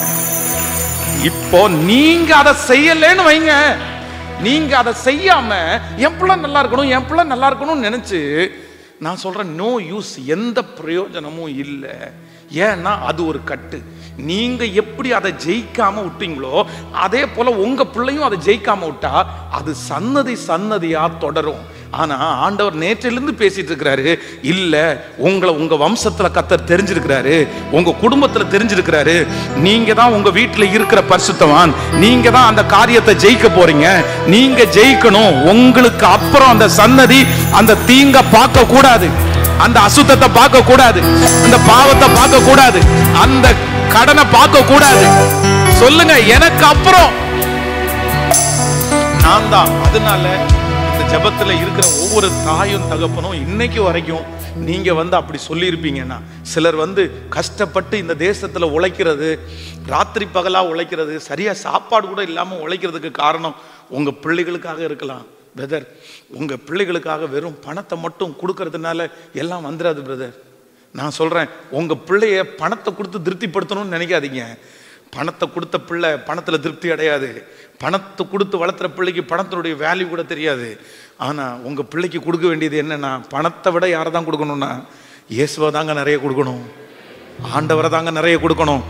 எந்த அப்பா எந்த அம்மா பணத்தை விட பிள்ளைகளுக்கு இயேசு அதிகமா கொடுக்குறாங்களோ, நான் நம்புறேன், இயேசு இருக்கிற பிள்ளை எந்த இடத்துல போனாலும் நின்றும், எந்த இடத்துல போனாலும் ஜெயிச்சிரும். அந்த பிள்ளை கண்டிப்பாக வெட்கப்பட்டு திரும்பி வரவே வராது. நம்ம நிறைய பேர் நினைக்கிறோம், நான் தான் கஷ்டப்பட்டேன், என் பிள்ளையாவது கஷ்டப்படக்கூடாது, நான் தான் கஷ்டப்பட்டேன், என் பிள்ளையாவது கஷ்டப்படாது. நான் சொல்றேன், தட்ஸ் ராங். இது தவறான உபதேசம். வேதம் சொல்லுது, ஆபிரகாம் தன்னுடைய நேசகுமாரன், தனக்கு 100 வயசுல கிடைச்ச பிள்ளை, அவன் இருதயத்துக்கு ஏற்ற பிள்ளை. ஆனா இப்போ மலை அடிவாரம் வரைக்கும் வந்துட்டாங்க. வரும்போது அந்த பிள்ளையினுடைய தலையின் மேல பாரத்தை தூக்கி வச்சுட்டு, நீ என் கூட வாடா, என் கூட வாடா. உங்க பிள்ளைகளை கஷ்டப்படாம வளர்த்தணும்னு நினைக்காதீங்க, கஷ்டம்னா என்னன்னு தெரியணும்னு சொல்லி கொடுத்து வளர்த்துங்க. Hello hello. இல்லை, பணத்தை சம்பாதிக்கிறது மட்டும் கிடையாது. ஏன்னா நம்ம நிறைய பேர் ஒன்றும் இல்லாமலேருந்து ஸ்டார்ட் பண்ணோம். அதனால இயேசுனுடைய அன்பு நமக்கு ரொம்ப வேல்யூவாக தெரிஞ்சிச்சு, ரொம்ப வேல்யூவாக தெரிஞ்சிச்சு. நம்ம நான் நம்புகிறேன், நான் கஷ்டப்பட்டதுனால தான் ஆண்டவருடைய அன்பு எனக்கு நிறைய தெரிஞ்சிச்சு. ஆனால் நம்முடைய பிள்ளைங்களுக்கு நிறைய பேருக்கு ஆண்டவருடைய அன்பு தெரிகிறதுக்கு வாய்ப்பு ரொம்ப குறைவு. ஏன் அப்படின்னா அவங்களுக்கு எல்லாமே இருக்குது, அவங்களுக்கு எல்லாமே இருக்குது. ஆனால் எல்லாம் இருக்கிற பிள்ளைகளுக்கு நீங்கள் எல்லாத்தையும் கொடுக்கும்போது உங்கள் பிள்ளைகளிடத்தில் இங்கே என்ன சொல்லி கொடுக்கணும் அப்படின்னு சொன்னால், உங்கள் அப்பா ஒன்றும் இல்லாமல் இருந்தார், உங்கள் அம்மா ஒன்றும் இல்லாமல் இருந்தாங்க, உங்கள் அப்பா இந்த மாதிரி கஷ்டப்பட்டார், ஆனால் நீ இன்னைக்கு நல்லா இருக்கிற அப்படின்னா உங்கள் அப்பாவுடைய உழைப்பு இல்லை, உங்கள் அப்பாவுடைய திறமை இல்லை, உங்கள் அம்மாவுடைய உழைப்பு இல்லை, ஆண்டவருடைய கிருபைன்னு நீங்கள் சொல்லி கொடுத்து வளர்த்தணும், சொல்லி கொடுத்து வளர்த்தணும். சமீபத்தில் என்னுடைய பிள்ளைகளை கூட்டிகிட்டு வெளியே போகும்போது ஒரு குறிப்பிட்ட இடத்துக்கு போயிட்டு இருக்கும்போது வண்டியை ஒரு இடத்துல நிப்பாட்டினேன். உடனே எங்கள் பிள்ளைங்க கேட்டாங்க, என்ன டேடி திடீர்னு வண்டியை நிப்பாட்டிட்டீங்க, என்ன ஏதாவது வேலையா அப்படின்னு சொல்லி. உடனே 2 பேரையும் அப்படியே இறக்கி விட்டுட்டு ஆப்போசிட்டில் ஒரு ஹோட்டல் ஒன்று இருந்துச்சு, அதான் நான் இடையில கூட சொல்லியிருக்கிறேனே, அந்த ஹோட்டலை காமிச்சேன். அப்போ நான் ஹோட்டலை காமிச்சு சொன்னேன், இதே ஹோட்டலில் 2005 2005 வருஷத்தில் உங்கள் அப்பா சாப்பாட்டுக்கே வழி இல்லாமல் எங்கேயாவது ஃப்ரீயாக சாப்பாடு கொடுப்பாங்களான்னு கேள்விப்பட்டு இந்த இடத்துல 2 மாதம் காசே கொடுக்காம அப்படியே இறந்து சாப்பிட்டது மாதிரி இந்த ஹோட்டலில் சாப்பிட்டேன். இன்றைக்கி அந்த ஹோட்டலை க்ளோஸ் பண்ணிட்டாங்க, பட் இந்த இடத்துல சாப்பிட்டேன்.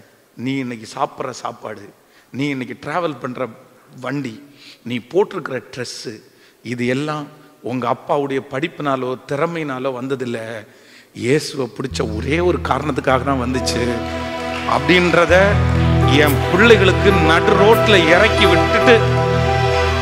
விட்டு சொன்னேன்.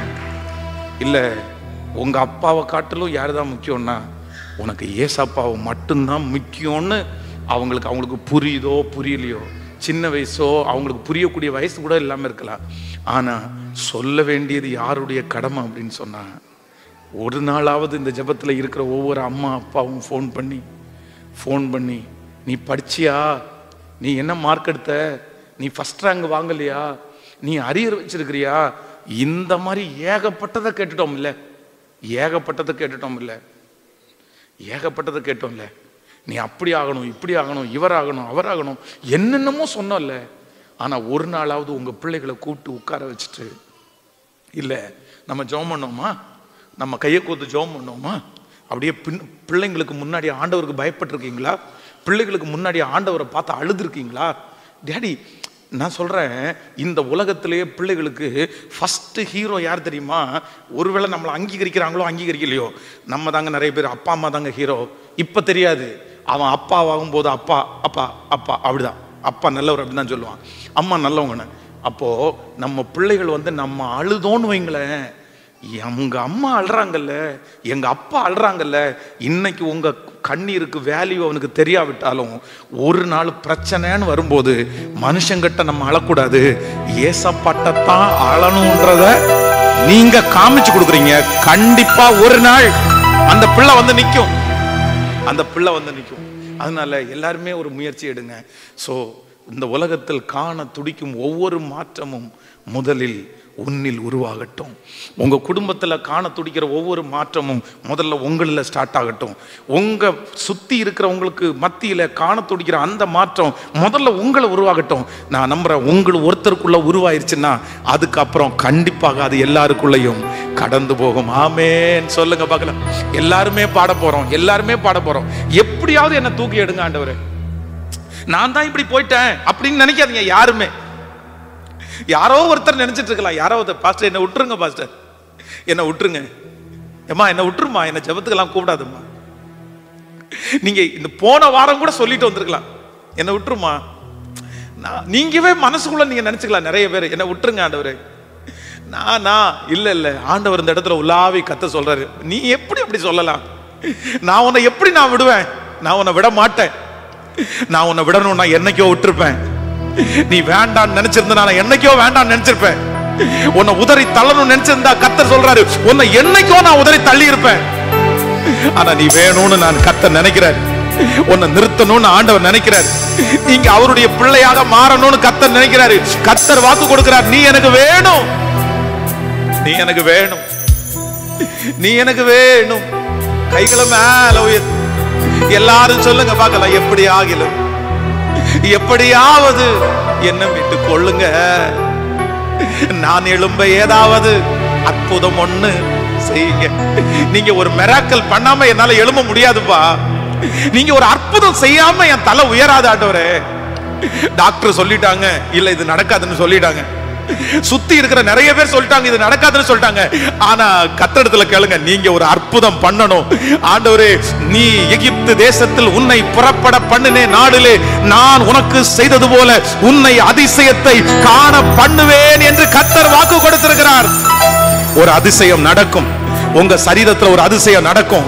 உங்க குடும்பத்துல ஒரு அதிசயம் நடக்கும். உங்க வேலை ஸ்தலத்துல ஒரு அதிசயம் நடக்கும். கர்த்தர் வாக்கு கொடுக்கிறார், நான் உனக்காக ஒரு அதிசயத்தை செய்வேன்.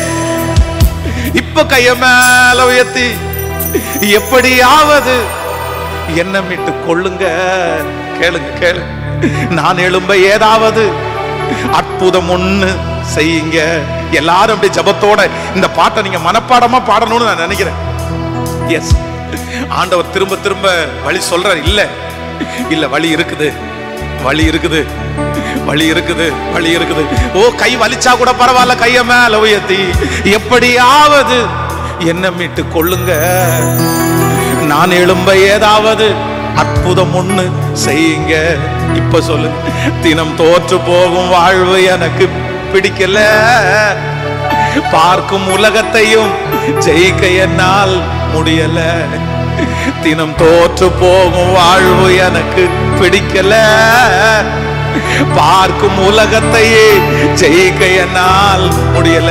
இப்ப சத்தமா சொல்லுவோம், எப்படியாவது இயேசுவே சொல்லுவோம், எப்படியாவது இயேசுவே, இயேசுவே, இயேசுவே, இயேசுவே, இயேசுவே சொல்லுங்க, இயேசுவே சொல்ல சொல்ல சொல்ல சொல்ல. எஸ், ஜெபிக்கிறவங்க ஜெபம் பண்ணுங்க. ஆண்டவரத்துல கேட்கிறவங்க கேளுங்க.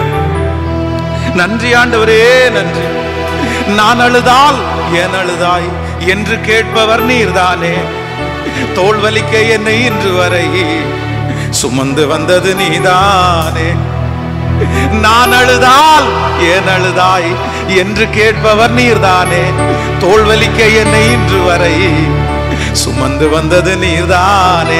இப்ப அப்பா பார்த்து சொல்லுவோம், நீர் பிரியப்பட ஏதாவது நான் செய்யணும். நீர் பிரியப்பட ஏதாவது நான் செய்யணும்.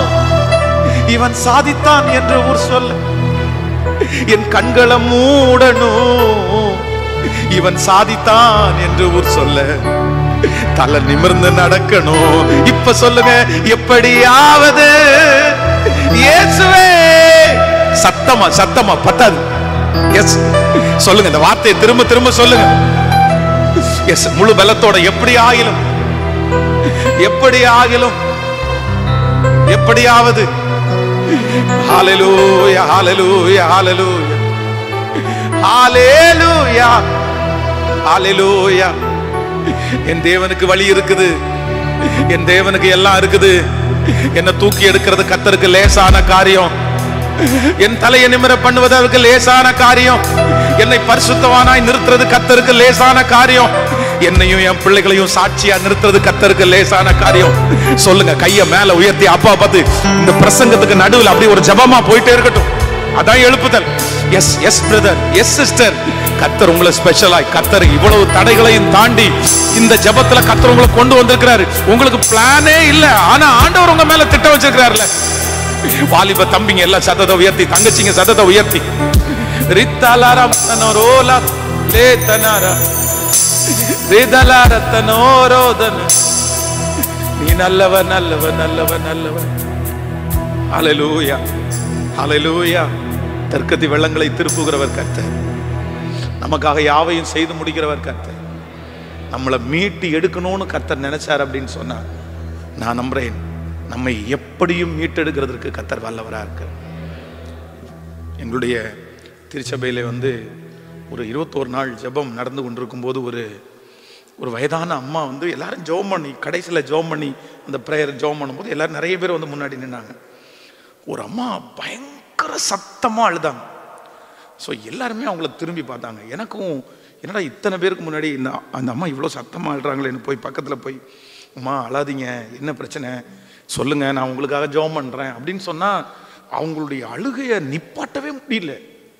அப்போ நான் ஒரு தம்பியை கூப்பிட்டு, சரி சேர் போட்டு அவங்கள உட்கார வைப்பா அப்படின்னு சொல்லி எல்லாருக்கும் ஜெபம் பண்ணி முடிச்சுட்டு அந்த அம்மா பக்கத்தில் போய், என்னம்மா ஏம்மா இவ்வளோ அழுறீங்க, என்ன பிரச்சனை? அப்போ ஒன்றும் இல்லை பாஸ்டர், என்னுடைய கணவனாருக்கு ஹார்ட்டு ஃபெயிலியர், அவர் ரொம்ப சிக்காக இருக்கார். எனக்கு 3 பிள்ளைங்க. மூத்த பையன் மனநலம் பாதிக்கப்பட்டவன், 2 பெண் பிள்ளைங்க. ஒரு பிள்ளைய கல்யாணம் பண்ணி கொடுத்த அந்த பொண்ணுக்கு ஒரு குழந்தை பிறந்துச்சு. திடீர்னு அவங்க கணவனாருக்கும் அந்த பிள்ளைக்கு வாக்குவாதம் அவர் டைவர்ஸ் நோட்டீஸ் அனுப்பிட்டாரு. நானும் இவங்க 2 பேரும் ஒன்று சேருவாங்கன்னு பல விஷயம் முயற்சி எடுத்தேன், முடியல. இப்போ நான் ஒரு சர்ச்சுக்கு போகிறேன். நான் போயிட்டு அங்கே ஒரு ஊழியக்காரர் இருந்தார், அவர்கிட்ட போய் இந்த மாதிரி சொன்னேன். அவர் கண்ணை மூடிட்டு என்ன சொன்னார்னா, நான் ஒரு உடஞ்சி போன பாத்திரத்தை நான் பார்க்குறேன், அந்த உடஞ்சி போன பாத்திரத்தை ஒட்ட வைக்கவே முடியல அப்படின்னு சொல்லிட்டாரு. எனக்கு யார் சொன்னதும் எனக்கு கவலை இல்லை, பட் இந்த ஊழியக்காரர் வாயிலிருந்து உடஞ்சி போன இந்த பாத்திரத்தை ஒட்ட வைக்க முடியாதுன்னு வந்துச்சுல்ல, நான் டிசைட் பண்ணிட்டேன், இனி என் பிள்ளை சேர முடியாது, நான் எப்படி இந்த பிள்ளைகளை எல்லாம் காப்பாற்றுவேன், என்னால் முடியாது, நான் ஒருத்தி என்ன பண்ணுவேன் அப்படின்னு திரும்பி அழுறாங்க. அப்போது நான் என்ன சொன்னேன் அப்படின்னு சொன்னால், அம்மா ஆண்டவரால் முடியாதுன்னு ஒன்றுமே இல்லை, என்னால் செய்ய முடியாத அதிசயமான காரியம் என்று ஒன்று உண்டோ அப்படின்னு ஆண்டவர் கேட்குறாரு. நீங்கள் விசுவாசத்தோட போங்க, இனி இருக்கிற இந்த ஃபாஸ்டிங் ப்ரேயருக்கு விசுவாசத்தோட கலந்து கொள்ளுங்க. நான் நம்புறேம்மா, கண்டிப்பாக இந்த ஜெபம் முடியும் போது ஆண்டவர் உங்களை சாட்சியாக நிறுத்துவார் அப்படின்னு தைரியம் சொல்லி அனுப்புகிறேன். தொடர்ந்து ஒரு 3 நாட்கள் வந்தார்கள். 4வது நாள் பார்த்தா அந்த அம்மா வரல. எனக்கா மனசுக்கு ஒரே கஷ்டம். சரி, ஏதோ டைவர்ஸ் ஆயிடுச்சு போல தெரியுது, ஏதோ ப்ராப்ளம் ஆயிடுச்சு போல அப்படின்னு நினச்சிட்டே இருக்கிறேன். ஒரு ஃபோன் கால் வருது. என்ன அப்படின்னு சொன்னால், பாஸ்டர் அந்த வீட்டு ஐயா, அந்த ஹார்ட் பேஷண்ட் இருக்குல்ல, அவர் வெளியில் போகும்போது திடீர்னு ஒரு சின்ன ஆக்சிடெண்ட்டில் அவர் நடு ரோட்டில் விழுந்துட்டார். இந்த மாதிரி அவர் ஆக்சிடென்ட் ஆச்சுன்னா நான் சொல்கிறேன், ஐயோ இவ்வளோ ஏற்கனவே இந்த அம்மாவுக்கு இவ்வளோ பிரச்சனை, இப்போ திருப்பி இந்த மாதிரி பிரச்சனை, அவர் ஐசியூவில் வேறு இருக்கிறாரு, நினைவு வேற தப்பிருச்சு. எனக்கு ரொம்ப மனசு கஷ்டமாயிருச்சு. ஆனால் ஒரு தீமையில் ஒரு நன்மையை பாருங்க, இந்த ஐயா நடு ரோட்டில் விழுந்து கிடக்கிறாருல்ல, ரோட்டில் போகிற ஒருத்தர் அந்த ஃபோனை எடுத்து ஒரு நம்பருக்கு டயல் பண்ணியிருக்கிறாரு. அந்த நம்பர் யாருடைய நம்பர்னா மருமகனுடைய நம்பர். அவருக்கு தெரில. இவர் ஃபோன் பண்ணி, இந்த மாதிரி ரோட்டில் ஒருத்தர் அடிபட்டு கிடக்கிறாருங்க, அவர் மயக்கமாயிட்டாரு, நான் பக்கத்து ஹாஸ்பிட்டலில் கொண்டு சேர்த்துறேன், நீங்கள் யாருன்னு தெரில, நீங்கள் அவங்களுக்கு சொந்தக்காரங்களாக இருந்தால் பார்த்துருங்க, இல்லை சொல்லிடுங்கன்னு ஃபோனை கட் பண்ணுறாரு. இந்த மாப்பிள்ளை யார் நம்பர்றா அப்படின்னு தேடி பார்த்தா மாமனார் நம்பர். இப்போது பொண்ணுக்கு டைவர்ஸ் நோட்டீஸ் அவருக்கு அனுப்பியிருக்கிறாரு. இப்போ அந்த பொண்ணுக்கு ஃபோன் பண்ணணும். அவங்க அம்மா அப்பாட்ட சொல்கிறாரு, இந்த மாதிரி எனக்கு ஃபோன் கால் வந்துச்சு, அவருக்கு கீழே மயக்கம் அடிச்சு விழுந்தாருன்னு சொன்னோன்னே, இவங்க சொந்த அக்கா தம்பிக்குள்ளே பொண்ணு கொடுத்துருக்குறாங்க. இந்த ஐயா அவனுடைய தங்கச்சி தான் அந்த அம்மா. உடனே என்னதான் தெரிஞ்சாலும் எனக்கு கூட பிறந்தவன் அவன், நீ ஃபோன் பண்ணி அவங்க பொண்ணுக்கு சொல்லு, அவங்க போய் ஹாஸ்பிட்டலில் பார்த்துருக்கணும், செத்து போயிட்டான் அப்படின்னா நீ தான் அதுக்கு பெரிய பிரச்சனைன்னு சொன்ன உடனே இவர் ஃபோன் பண்ணுறாரு மனைவிக்கு. இந்த பொண்ணு அவருடைய ஃபோனை பார்த்தோன்னே, என்ன இத்தனை வருஷம் தாண்டி இவர் ஃபோன் பண்ணுறாரு அப்படின்ட்டு ஃபோன் அட்டன் பண்ணி ஹலோன்னு வச்சா, இந்த மாதிரி உங்கள் அப்பா ஆக்சிடென்ட் ஆச்சாமா, ஹாஸ்பிட்டலில் அட்மிட் ஆமா, நீ போய் பாப்பியாமா அப்படின்னு சொல்லிட்டு கட் பண்ணிட்டாரு. இந்த பொண்ணுக்கு அப்பா ஆக்சிடென்ட் ஆனது பெருசாக தெரில, இத்தனை வருஷம் தாண்டி கணவனார் ஃபோன் பண்ணியிருக்கிறார் பாருங்க. இந்த அம்மாவும் மகளும் கிளம்பி ஹாஸ்பிட்டல் போயிருக்காங்க. ஆண்டவர் எப்படி நடத்துறாருன்னு பாருங்க. அவருக்கு வழி உண்டு. இவங்க 2 பேரும் ஹாஸ்பிட்டல் கிளம்பி போகிறாங்க. இந்த பையனுடைய அம்மா அப்பா 2 பேர் என்ன சொல்கிறாங்கன்னா, இவ்வளோ பெரிய பிரச்சனைன்னு கேள்விப்பட்டதுக்கு அப்புறம் போய் பார்க்காம இருந்தால் நல்லா இருக்காது. நாங்கள் 2 பேரும் கிளம்பி போகிறோம். கார் ஓட்டுறதுக்கு ஆள் இல்லை. நீ ஒன்று பண்ணு, வண்டியை வந்து அந்த ஹாஸ்பிட்டலுக்கு வாசலில் எங்களை கொண்டு போய் இறக்கி விட்டுட்டு நீ எங்கேயாவது போயிட்டு வா, நாங்கள் அதுக்குள்ளே போய் பார்த்துட்டு வந்துடுறோம் அப்படின்னு சொல்லி இவன் வண்டியை ஓட்டிட்டு டிரைவர் இல்லாமல் இந்த பையன் போகிறான் ஹாஸ்பிட்டலுக்கு.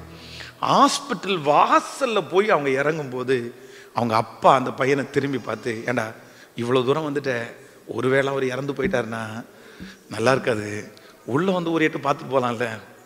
சரி என்னடா இவர் இப்படி சொல்கிறாரே, அப்பா சொல்கிறாருல்ல, சரி வரேன் அப்படின்னு சொல்லிட்டு காரை நிப்பாட்டிட்டு இவன் நேரம் ஹாஸ்பிட்டலில் போகிறான். இந்த பொண்ணும் அம்மாவும் ஹாஸ்பிட்டல் இருக்குது. 2 பேரும் ஒருத்தருக்கு ஒருத்தர் ரொம்ப நாள் தாண்டி 2 பேரும் பார்க்குறாங்க. பார்த்த உடனே 2 பேருக்குமே நம்ம ஏன் பிரிஞ்சோம் அப்படின்ற ஒரு அன்பு வந்து அந்த ஹாஸ்பிட்டலுக்குள்ளே 2 பேரும் கைப்பிடிச்சு ஒன்றாகி அந்த அவங்க அனுப்பின அந்த டைவர்ஸ் நோட்டீஸை கிழிச்சு போட்டு இன்னைக்கு ஒரு பிள்ளைக்கு 2 பிள்ளை கொடுத்து ஈரோடுல கத்துறவங்கள சாட்சியாய் கத்துறவங்கள நிறுத்திருக்கு. ஸோ நான் நம்புறேன் இந்த ஜெபத்தில் இருக்கிற யாரோ ஒருத்தர் பாஸ், நான் ரொம்ப தூரம் போயிட்டேன், நான் ரொம்ப தூரம் போயிட்டேன், நீங்க திரும்பி வருவீங்கன்ற நம்பிக்கை உங்களுக்கு இல்லாம இருக்கலாம். ஒருவேளை உங்களை யாருக்குமே தெரியாது பாஸ்டர், நான் இவ்வளோ பெரிய தூரம் போயிட்டேன் அப்படின்னு யாருக்குமே தெரியாது. எல்லாருமே என்ன வித்தியாசமாக தான் பார்க்குறாங்க. ஆனால் என்ன நினைக்கும் போது நானே நினைக்கிறேன், நீ திரும்பி வருவ, எப்படி நீ.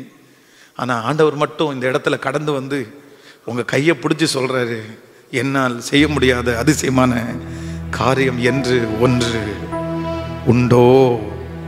நான் எகிப்து தேசத்திலே ஜனங்களை புறப்பட பண்ண நாளிலே செய்தது போல நான் உனக்கு ஒரு அதிசயத்தை. நீங்க நினைக்கலாம் இது அதிசயமா நடந்தாதான், இது அதிசயம் தான் நடக்கணும். என்னுடைய வேலையில் இது நடக்காது, எனக்கு இருக்கிற பலத்துல நடக்காது. இது அதிசயம்னு ஒண்ணு நடந்தாதான். ஆனா கர்த்தர் சொல்றாரு, உங்களுக்காக ஆண்டவர் ஒண்ணு செய்யணும்னு நினைச்சா கர்த்தர் அதிசயத்தை கூட செய்வதற்கு கர்த்தர் தயங்க மாட்டாரு. அதிசயத்தை செய்துதான் அந்த காரியத்தை பண்ணணும்னா ஆண்டவருடைய அதிசயத்தை நீங்க காண்பீங்க. நம்புறவங்க சத்தமாய் ஆமென் என்று முழு பலத்தோட. என் மகனுடைய வாழ்க்கையில் அதிசயம்னு ஒண்ணு நடந்தாதான், என் மகளுடைய வாழ்க்கையில் அதிசயம்னு ஒண்ணு நடந்தாதான். ட்ரீட்மெண்ட்ல இனி இல்ல, இனி மருத்துவத்துல இல்ல, இனி கடன்ல இல்ல. எல்லாத்தையும் முயற்சி எடுத்துக்கலாம், எல்லாத்தையும் முயற்சி எடுத்து தோற்று போய் யாராவது ஒருத்தர் உங்களை பாக்குறவங்க நிறைய பேரு, இது 1000ல் ஒருத்தருக்கு நடந்தா நடக்கும், இது அதிசயம்னு ஒண்ணு நடந்தாதான் உன் பிள்ளை, நடந்தாதான் உன் பையன், நடந்தாதான் உன் பொண்ணு. ஆனா ஆண்டவர் மட்டும் இன்றைக்கு இந்த இரவுல உன் கரத்தை பிடிச்சு கர்த்தர் சொல்றாரு, உனக்காக அதிசயம்தான் நடக்கணும்னு, அதிசயம் நடந்தாதான் அந்த காரியம் சரியாகும்னு வச்சா உனக்காக நான் அதிசயத்தை கூட நான் செய்வேன், உனக்கு அதிசயத்தை கூட நான் செய்வேன். நம்புறவங்க கையை மேல உயர்த்தி ஆமென் என்று ஆமோதித்து சொல்லுங்க, எனக்காக அதிசயத்தை கூட கர்த்தர் செய்வார், என் பிள்ளைக்காக அதிசயத்தை கூட செய்வார். இப்போ தூரத்துல இருக்கிற அந்த பிள்ளைக்கு ஒரு அதிசயத்தை கர்த்தர் செய்ய போறார். நீ கண்ணீரோட பல வருடங்களாய் ஜெபிக்கிற அந்த பிள்ளைக்கு கர்த்தர் ஒரு அதிசயத்தை செய்ய போறாரு. இது ஒரு அதிசயத்தின் நாள், அதிசயம் நடக்கும். சொல்லுங்க கையை உயர்த்தி முழு பலத்தோட. நம்புறவங்க உங்க மனைவிக்கு ஒரு அதிசயம் நடக்கும், உங்க கணவனாருக்கு ஒரு அதிசயம் நடக்கும். ஆமென், எஸ், அதிசயம் நடக்கும். கர்த்தருடைய வருகை தாமதிச்சா இந்த மாதம் முடிகிறதுக்குள்ள, இந்த வருஷம் முடிகிறதுக்குள்ள நீங்க பாப்பீங்க, இதுவரைக்கும் யாருக்குமே செய்யப்படாத அதிசயத்தை கர்த்தர் வாக்கு கொடுக்கிறார். உன்னை மீட்டுக் கொள்வதற்கு ஒரு அதிசயத்தை நான் செய்வேன். பூமி எங்கும் எந்த ஜாதிகளிடத்திலும் செய்யப்படாத அதிசயத்தை உன் ஜனங்கள் எல்லாருக்கும் முன்பாகவும். நன்றி ஆண்டவரே, நன்றி நன்றி நன்றி நன்றி நன்றி நன்றி நன்றி. எப்படியாவது என்ன மீட்டுக் கொள்ளுங்க, நான் எழும்ப ஏதாவது அற்புதம் ஒண்ணு செய்யுங்க. எப்படியாவது என்ன மீட்டுக் கொள்ளுங்க, நான் எழும்ப ஏதாவது அற்புதம் ஒண்ணு செய்யுங்க. இந்த பாடல் வந்து உங்களுக்கு இந்த இதுல கூட வருதுன்னு நினைக்கிறேன், ஸ்கிரீன்ல வரும். இந்த பாட்டை கண்டிப்பா பாடுங்க. இது உங்களுடைய வாழ்க்கையில இந்த பாடல் ஒரு பெரிய வெற்றியை கொண்டு வரும்னு நான் நம்புறேன். ரொம்ப ஈஸியா இருக்கு. எப்படியாவது என்ன மீட்டு கொள்ளுங்க, நான் எழும்ப ஏதாவது அற்புதம் ஒண்ணு செய்யுங்க, தினம் தோற்று போகும் வாழ்வு எனக்கு பிடிக்கல, பார்க்கும் உலகத்தையும் ஜெயிக்க என்னால் முடியல. அந்த அடுத்த எப்படியாவது இயேசுவே அப்படின்னு சொல்லும்போது முழு பலத்தோட எப்படியாவது இயேசுவே, அந்த அந்த சரணம் ரொம்ப எனக்கு பிடிச்சது. நான் அழுதால் ஏன் அழுதாய் என்று கேட்பவர் நீர்தானே, தோல்வலிக்க என்னை இன்று வரை சுமந்து வந்தது நீர்தானே, நீர் பிரியப்பட ஏதாவது நான் செய்யணும், நீர் பிரியப்பட ஏதாவது. நான் சொல்ல எத்தனை பேருக்கு பிரியப்படுறது செய்வோம்? இந்த உலகத்தில் இருக்கிற மனுஷனை யாரை திருப்திப்படுத்த முடியும்னு நினைக்கிறீங்க? கண்டிப்பா கிடையவே கிடையாது. கண்டிப்பா கிடையவே கிடையாது. எந்த மனுஷனையும் இந்த உலகத்தில் இருக்கிறவங்களுக்கு என்ன கொடுத்தும் திருப்திப்படுத்த முடியாது. அவங்க ரொம்ப ஈஸியா காயப்படுத்திட்டு போயிட்டே இருப்பாங்க. அவங்கள பிரியப்படுத்தணும். தயவு செய்து யாருமே இப்படிப்பட்ட ஒரு மாயையில சிக்காதீங்க. இன்னொருத்தரை பிரியப்படுத்தணுன்றதுக்காக நீங்க வாழவே வாழாதீங்க. வாழவே வாழாதீங்க. ஊருக்காரங்களை பிரியப்படுத்தணும், சொந்தக்காரங்களை பிரியப்படுத்தணும். எதுக்கு? அவங்க பிரியப்பட்டு என்ன பண்ண போறாங்க சொல்லுங்க? இன்னொருத்தருக்காக வாழ்றத முதல்ல நிப்பாட்டிட்டு நீங்க முதல்ல யாருக்காக வாழுங்க? சத்தமா சொல்லுங்க. முதல்ல இயேசுவுக்காக வாழ்றதுக்கு முன்னாடி உங்களுக்காக முதல்ல வாழுங்க. புரியலையா நான் சொல்றது? இன்னைக்கு நிறைய பேர் ட்ரஸ்ட் பண்றது கூட யாருக்கு தான்? ட்ரஸ்ட் பண்றது கூட யாருக்கு தான்? இன்னொருத்தர் என்ன நினைப்பாங்க? நான் சொல்றேன், அவன் நினைச்சு என்ன பண்ண போறான் சொல்லுங்க? நீங்க சொல்லுங்க. அவன் நினைச்சு என்ன பண்ண போறான்? எப்போ பாருங்க அவங்க ஏதோ நினைச்சிருவாங்களோ, வீடு கட்டலைன்னா அவங்க ஏதோ நினைச்சிருவாங்களோ, இது பண்ணலன்னா அவங்க ஏதோ நினைச்சிருவாங்களோ, வண்டி வாங்கலைன்னா அவங்க ஏதோ நினைச்சிருவாங்களோ. நான் சொல்றேன், இப்போ வண்டி வாங்கினா மட்டும் என்ன பண்ண போறாங்கன்னு நினைக்கிறீங்க? நீங்க வண்டி வாங்கலன்னு நினைச்ச உடனே இதை வாங்காம இருக்கிறான், வீடு கட்டலன்னு உடனே இவ வீடு கட்டாம இருக்கிறான் அப்படின்னு நினைக்கிறாங்க. இப்ப வீடு கட்டின உடனே என்ன நினைக்க போறாங்க? வந்துச்சு பாருங்க, கட்டிட்டான் போத்தியா. வேற சொல்லுங்க, வேற என்ன செய்ய போறான்? வேற என்ன பண்ண போறாங்க? ஏதோ லாட்டரி அடிச்சிச்சு அவனுக்கு, வசமா ஒருத்தர் வந்து சிக்கிட்டாரு. அப்போ ஆண்டவருடைய பிள்ளைகளே, மனுஷனை திருப்திப்படுத்துறதுக்கு இந்த உலகத்துல நம்மளால அவனை திருப்திப்படுத்தவே, அதான் எலும்பில்லாத நாக்கு எதை வேணாலும் பேசும், இப்படியும் பேசும். கேட்கல? உண்மைதானே? இவ்வளவு தூரம் 20 வருஷம் வாழ்ந்த கணவனாரே திருப்திப்படுத்த முடியல, மனைவியே திருப்திப்படுத்த முடியல. போன வாரம் தான் நீ செஞ்ச மட்டன் நல்லா இருந்துன்னு சொன்னாரு, இந்த வாரம் ஆமா நீ செஞ்சதுல தான் நான் சிக்காகிறேன்னு சொல்லி திட்டினாரு. உண்மைதானே? 2 வருஷத்துக்கு முன்னாடி தான் ஐயோ உன்ன மாதிரி அழகு யாருமே இல்லைனாக்க, இப்ப 2 வருஷம் தாண்டி உன்ன மாதிரி அசிங்கம் யாருமே இல்லை. இந்த உலகத்துல இருக்கிற யாருக்காகவும் நீங்க என்ன பண்ண வேண்டாம் சொல்லுங்க சத்தமா. கேட்கல? கேட்கல? பக்கத்துல கையை பிடிச்சு சொல்லுங்களேன், யாருக்காகவுமே வாழாதீங்க. ஃபர்ஸ்ட் யாரு என்ன நினைப்பாங்கன்னு நீங்க யோசிக்கவே வேண்டாம். ஆமென். நம்மளை ஆண்டவர் எப்படிதான், அதே போல யாருக்கு முன்னாடியும் நான் குறைஞ்சவன் அப்படின்னு என்ன குறிச்ச தாழ்வு மனப்பான்மை எனக்கு தேவையில்லை. எதுக்கு? என்னை கர்த்தர் எப்படிதான் வச்சிருக்கிறாருன்னா, என்னை அழகாக தான் வச்சிருக்கிறாரு, என்னை நல்லாக தான் வச்சிருக்கிறாரு. இப்போ இவ்வளோ நான் நீங்க உழைக்க வேண்டான்னு சொல்லலை, நீங்க சம்பாதிக்க வேண்டான்னு சொல்லலை, நீங்க கஷ்டப்பட வேண்டான்னு சொல்லலை. ஆனா இன்னொருத்தர் பார்க்குறாங்கன்றதுக்காக கஷ்டப்பட்டு உழைச்சி உழைச்சி உழைச்சி அப்புறம் என்ன அவார்டு தான் கொடுக்க போறாங்க? என்ன அவார்டு தான் கொடுக்க போறாங்க? ஒன்றும் கிடையாது. அதுக்காக ஆண்டவர் உங்களை ஆசீர்வதிக்க மாட்டாருன்னு சொல்லலை, ஆண்டவர் உங்களை ஆசீர்வதிப்பாரு. ஆனா நீங்க முதல்ல ரொம்ப கவனமா இருக்க வேண்டியது என்ன அப்படின்னா, கர்த்தருக்கு ஃபர்ஸ்ட் நீங்க தான் முக்கியம். யார் தான் முக்கியம்? இந்த உலகத்துல இருக்கிற யாருக்கு நீங்க முக்கியம் இல்லையோ, யாருக்கு நீங்க முக்கியம்? நம்ம ஊர்ல மனுஷனுக்கு வேல்யூ இல்லை, ஆனா இங்க மஸ்கட்ல மனுஷனுக்கு வேல்யூ இருக்கு. வேல்யூ இருக்கா இல்லையா?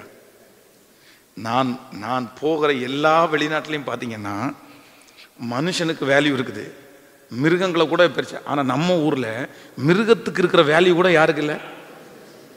சொல்லுங்களேன். மாடு ரோட்ல போனா நிப்பாட்டி போங்க சார்னுவான், மனுஷன் ரோட்ல போனா பார்த்து போக கூடாதா, அதுக்குள்ள அவசரப்பட்டு ஓடுற.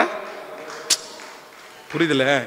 ஏன்னா நம்ம ஊர்காரங்களுக்கு, நிறைய பேருக்கு, தமிழ்காரங்களுக்கு மனுஷனுடைய வேல்யூ என்னன்னு. ஆனா ஆண்டவர் என்ன சொல்றாரு அப்படின்னா, யோபுவை குறித்து வேதம் சொல்லுது, பிசாசினிடத்துல ஆண்டவர் எல்லாத்தையுமே கொடுத்துட்டாரு. எல்லாத்தையுமே கொடுத்துட்டாரு. யோபுனுடைய சொத்தை கொடுத்துட்டாரு, யோபுனுடைய பிள்ளைங்களை கொடுத்துட்டாரு, எல்லாத்தையுமே கொடுத்துட்டாரு. ஆனா எதை மட்டும் கொடுக்கல தெரியுமா? கேட்கல. நீ என் பிள்ளைங்க இடத்துல இருந்து எதை வேணாலும் எடுத்துக்கோ, ஆனா எதை மட்டும் நீ எடுக்க முடியாதுன்னா, அவன் ஜீவனை மட்டும் எடுக்கிறதுக்கு உன்னை விட மாட்டேன். காரணம் என்னன்னா, என் பிள்ளை மட்டும் உயிரோட இருந்தான்னா அவன் இழந்தது எல்லாத்தையுமே திரும்ப அவனுக்கு நான் தருவேன். அதான் ஆண்டவருடைய கான்செப்ட். அதனால ஆண்டவரை பொறுத்த வரைக்கும் உங்களுடைய வாழ்க்கையில எல்லாமே போச்சா, நீங்க ஏன் கவலைப்படுறீங்க? நீங்க ஏன் கவலைப்படுறீங்க? சொத்து போனதுக்கு ஏன் கவலைப்படுறீங்க? சொந்தக்காரங்க போனதுக்கு ஏன் நீங்க கவலைப்படுறீங்க? அவ்வளவுதான், போனதெல்லாம் போட்டோம், எல்லாத்தையும் இழந்ததெல்லாம் இழந்துட்டோம், அதை பற்றி கவலையே இல்லை. தேவனுடைய மனுஷனாகிய அந்த மனுஷன் இழந்ததை விடையா நீங்க பெருசா இழக்க போறீங்க? எல்லாத்தையுமே இழந்தான். நான் நம்புறேன், இத்தனை ஆபத்து வந்தும், இத்தனை பேர் உங்க கண்ணுக்கு முன்னாடி மரிச்சு போயும், உங்க கண்ணுக்கு முன்னாடி ஆக்சிடென்ட், நீங்க சாக வேண்டிய இடத்துல இன்னொருத்தர் சாகுறாரு, கண்ணுக்கு முன்னாடி அத்தனை விபத்து, மரணத்திற்கும் உங்களுக்கும் இந்த ஜபத்துல இருக்கிற நிறைய பேருக்கும் ஒரு அடி தூரம் கூட இல்லை. நீங்க மரணத்துக்கு பக்கத்துல கூட போயிட்டு வந்தீங்க. ஆனா கர்த்தர் உங்களை ஜீவனோட வச்சிருக்கிறாருன்னா, உங்களை கொல்லணும்னு நினைச்சிருந்தா என்னைக்கும் நீங்க சேர்த்திருப்பீங்க. நான் நம்புறேன், அத்தனையும் ஆண்டவரால திரும்ப தர முடியும், திரும்ப தர முடியும். கர்த்தர் அதற்காக தான் உங்களை ஜீவனோட வச்சிருக்கிறாங்க. நீங்க நிறைய பேர் கேட்கலாம், என்ன ஏன் ஆண்டவரை ஜீவனோட வச்சிருக்கிறீங்க, என்ன எதுக்கு ஆண்டவரை உயிரோட வச்சிருக்கிறீங்க? இதெல்லாம் பார்த்துட்டு நான் உயிரோட இருக்கணுமா? இதெல்லாம் கண்டுட்டு நான் உயிரோட இருக்கணுமா? என்ன எடுத்துருக்க வேண்டியதானே? எங்க அப்பா போனதுக்கு நான் போயிருக்க வேண்டியதானே? என்ன கொண்டிருக்கலாம்ல? என்னென்னமோ யாரோ ஒருத்தர் ஜெபம் பண்ணிட்டு இருக்கலாம். ஆனா நான் நம்புறேன், கர்த்தர் வாக்கு கொடுக்கிறாரு, இந்த உலகத்துல உனக்கு ஜீவனோட உன்னை வச்சிருக்கிறதுக்கு நிறைய காரணம் இருக்குது. உன்னுடைய உயிருக்கு சத்துரு எவ்வளவு போராடியும் நான் சத்துருடைய கையில உன்னை ஒப்பு கொடுக்கவே இல்லை, இன்னும் ஒப்பு கொடுக்க மாட்டேன். நீ இழந்தது அனைத்தையும் திரும்ப பெற்று கொள்ளுவாய். எல்லாமே உன்னை தேடி வரும், உன்னை தேடி வர வைப்பேன்னு கர்த்தர் வாக்கு கொடுக்கிறார். ஹல்லேலூயா. அப்போ ரொம்ப ரொம்ப முக்கியமானது என்ன அப்படின்னு சொன்னா, இன்னொருத்தருக்காக அல்ல, இன்னொருத்தருக்காக அல்ல, அவங்க பார்க்கறாங்கன்றதுக்காக அல்ல. முதல்ல எல்லாருமே அவங்கவுங்க வாழ்க்கைய வேதத்தின்படி எப்படி வாழணும் அப்படின்னு சொன்னா, ஆண்டவரே எனக்கு சந்தோஷமாய் வாழ்வதற்கு உங்களுக்கு கார் தேவையா வாங்குங்க, தப்பு இல்லை. வீடு தேவையா வாங்குங்க, தப்பு இல்லை. 10 ட்ரெஸ் தேவையா, உங்களுக்கு தேவைன்னா வாங்குங்க. ஆனா இன்னொருத்தன் ஒரு மாதிரி நினைப்பான், இன்னொருத்தன் தப்பா நினைப்பான்னு வாங்கிட்டீங்கன்னா அது ரிப்பேர் ஆனா ஆண்டவர் பொறுப்பு இல்லைன்னு சொல்றாரு. ஹலோ, கேட்கல? நான் ஒரு வீட்டில் குடியிருந்தேன். அந்த அந்த ஒரு 10 வருஷத்துக்கு முன்னாடி குடியிருக்கும் போது பார்த்தீங்கன்னா, அந்த ஏரியாவில் உள்ளவங்க எல்லாரும் ரொம்ப அன்பானவங்க. என்ன நடந்தாலுமே எல்லாரையும் கூப்பிடுவாங்க. அப்போது பக்கத்து வீட்டுக்காரர் ஒரு கார் வாங்கினார். அப்போ எங்கள் எல்லாரையுமே கூப்பிட்டாரு. கூப்பிட்ட உடனே நாங்களும் போய் பார்த்தோன்னே எனக்கு ரொம்ப சந்தோஷமாக இருந்துச்சு. சூப்பர் பிரதர், ரொம்ப அழகான கார் வாங்குறீங்க, ரொம்ப சந்தோஷம் அப்படின்னு சொல்லிட்டு ஒரு ப்ரேயர் பண்ணிவிட்டு நாங்கள் வந்துட்டோம். என் வீட்டுக்கு மேலே ஒருத்தர் குடியிருக்கிறாரு. அவர் அப்போவே அந்த காரை முறைச்சி தான் பார்த்தாரு. ஆமாம், ஒரு மாதிரி பார்த்தாரு. பார்த்துட்டு வந்தார், மேலே போனார். அடுத்த நாள் காலையில் பார்த்தீங்க அப்படின்னு சொன்னால், ஒரு மாருதி 800, நம்ம ஊரில் இருக்கும் பாருங்கள், மாருதி 800, அந்த கார் வீட்டுக்கு முன்னாடி நிற்கிது. பழைய கார், செகண்ட் ஹேண்டு கார். எங்கள் எல்லாரையும் கூப்பிட்றாரு, நானும் கார் வாங்கிட்டேன் அப்படின்னாரு. உடனே நான் நினச்சேன், இவங்க கார் வாங்கின உடனே இவருக்கு மரியாதை குறைஞ்சி, இல்லை நம்மவும் கார் வாங்கணும் அப்படின்னு சொல்லிட்டு, சரி ஒரு 2 நாள் பார்த்தீங்க அப்படின்னு சொன்னால் அந்த காரை அங்கே இங்கேயும் தூக்கி ஓட்டினார். 3ஆவது நாள் இவர் செகண்ட் ஹேண்ட்ஸாக வாங்கினார்ல, அது அப்படியே இன்ஜின் கலண்டு அப்படி கீழே விழுந்துச்சு. இவர் அடுத்த நாள் அந்த இன்ஜினை தூக்கி பைக்கில் வச்சு திரும்ப போய் ரிப்பேர் பண்ணி, திரும்ப ஒருத்தனை கூப்பிட்டு கிட்டத்தட்ட 1 வாரம் 2 வாரம் ஒரு ரிப்பேர் ஒருத்தன் பண்ணிட்டே இருக்கான், ரெடி பண்ணவே முடியல. ஒரு 3 மாதம் தாண்டி அந்த வீட்டை காலி பண்ணி நான் கிளம்பும் போது திரும்பி பார்த்தா, அந்த காருடைய டயர் இருக்கு பாருங்களேன், அந்த வேர் பிடிச்சிருக்குது. அப்படின்னா கீழே அந்த புல்லு அதில் ஏறி வேர் பிடிச்சிருக்குது. நான் சொல்கிறேன், எதுக்கு இது, எதுக்கு இது, ஏன் இது? ஆண்டவருடைய பிள்ளைகளே, கண்டிப்பாக சொல்கிறேன், நமக்கு அது அவசியம். ஆண்டவரே, இன்னொருத்தர் என்ன தப்பா நினைப்பாங்கன்றதுக்காக எனக்கு தாங்கன்னு கேட்காதீங்க, கேட்காதீங்க. அவன் என்ன ஒரு மாதிரி நினைக்கிறான், எனக்கு கொடுங்க ஆண்டவரேன்னு கேட்காதீங்க. உங்க நாம மகிமைக்காக எனக்கு கொடுங்கன்னு கேளுங்க. எனக்கு ஒரு வீடு கொடுங்க ஆண்டவரே, அந்த இடத்துல உங்க நாமத்தை மகிமைப்படுத்த ஆண்டவரே. கர்த்தர் தருவாரு. அன்னாளுக்கு பெனின்னாள் ரொம்ப வருத்தப்படுத்துறா. அவ ஜோம் பண்ணியிருந்தா எப்படி ஜோம் பண்ணலாம் அப்படின்னு சொன்னா, ஆண்டவரே இவன் முன்னாடி நான் சாட்சியா நிக்கணும் ஆண்டவரே, எனக்கு கொடுங்கன்னு. ஆனா அவன் என்ன சொல்றானா, நீர் எனக்கு ஒரு குழந்தைய கொடுத்தீங்கன்னா உயிரோடு இருக்கும் நாளெல்லாம் அது உங்க ஊழியத்திற்காக கொடுப்பேன் அப்படின்ற ஒரு பொருத்தனை. உங்களுக்கு சகலத்தையும் தருவார், சகலத்தையும் தருவார். இன்னொருத்தருக்காக அல்ல, என் தேவனுடைய நாமம் மகிமைக்காக. குழந்தை பாக்கியம் இல்லாதவர்களுக்கு கண்டிப்பாக ஆண்டவர் அதை தருவார். வீடுகள் இல்லாதவர்களுக்கு கண்டிப்பாக ஆண்டவர் தருவார். யார் நீங்கள் கஷ்டப்படுகிறீர்களோ, நான் நம்புகிறேன், நீ நினைக்காததும் உங்களுக்கு எட்டாததும் நீ அறியாததை கர்த்தர் கண்டிப்பார். காற்றை காண மாட்டீர்கள், மழையை பார்க்க மாட்டீர்கள், ஆனாலும் உங்கள் பள்ளத்தாக்கு தண்ணீரால் நிரப்பப்படும். கர்த்தர் தருவார், கர்த்தர் தருவார். அவருக்கு அது லேசான காரியம். ஆமென் சொல்லுங்க பார்க்கலாம். அப்போ நம்ம தான் முக்கியம். அதில் நீர் பிரியப்பட ஏதாவது நான் செய்யணும், நீர் பிரியப்பட ஏதாவது நான் செய்யணும். ஆமென். நீங்கள் எதை செய்தாலும் எப்படி செய்யணுமாமா? நீங்கள் எதை செய்தாலும் மனுஷருக்காக செய்யாம யாருக்கு செய்யணுமாமா? மனுஷனுக்காக நீங்க செஞ்சிட்டீங்கன்னா அப்பவே அதனுடைய பலன் அடைந்து தீந்துருச்சு. ஆனா ஆண்டவருக்காக செஞ்சீங்கன்னா கண்டிப்பாக இம்மையிலும் மறுமையிலும் கர்த்தர் உங்களுக்கு தர வல்லவராக இருக்கிறார். சர்ச்சு கொடுக்கணும்னா கூட, காணிக்கை கொடுக்கணும்னா கூட, என்ன கொடுத்தாலும் யாருக்கு கொடுக்கணும் அப்படின்னு சொன்னா கர்த்தருக்கு, ஆண்டவருக்கு, ஆண்டவருக்கு, ஆண்டவருக்கு. ஆமென் சொல்லுங்க பார்க்கலாம். பாடலாமா அந்த பாட்டை எல்லாரும் சேர்ந்து பாடி உங்க எல்லாரையும் ஜெபம் பண்ணி, நன்றி ஆண்டவரே நன்றி. ஒரு அற்புதம் நடக்க போகுது, ஒரு அற்புதம் நடக்க போகுது.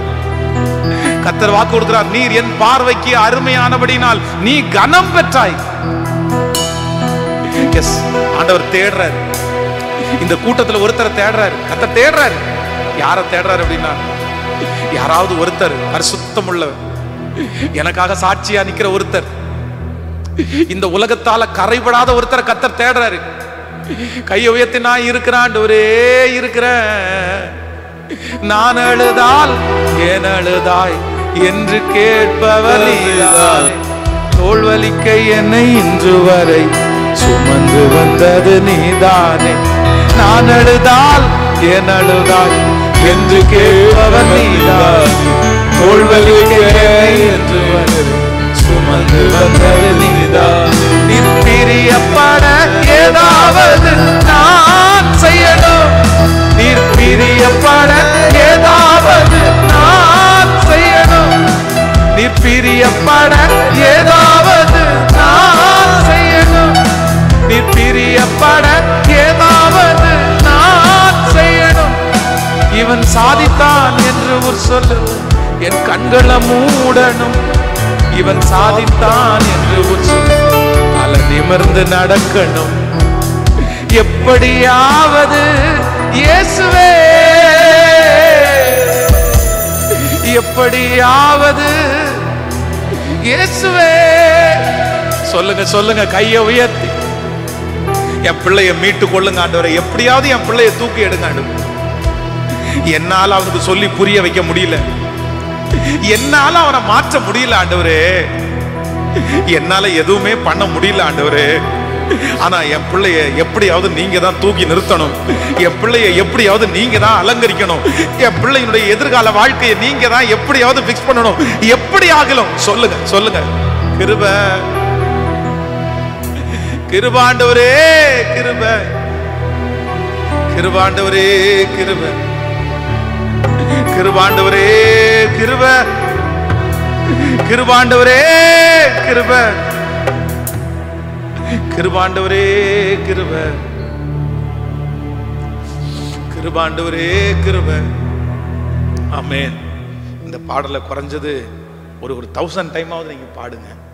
என்னுடைய வாழ்க்கையில நிறைய அற்புதங்கள் உண்மையிலே பாடல்களை தான் இருக்குது. நிறைய பாட்டை 5000 டைம் 4000 டைம் எல்லாம் பாடியிருக்கிறேன் பாட்டை.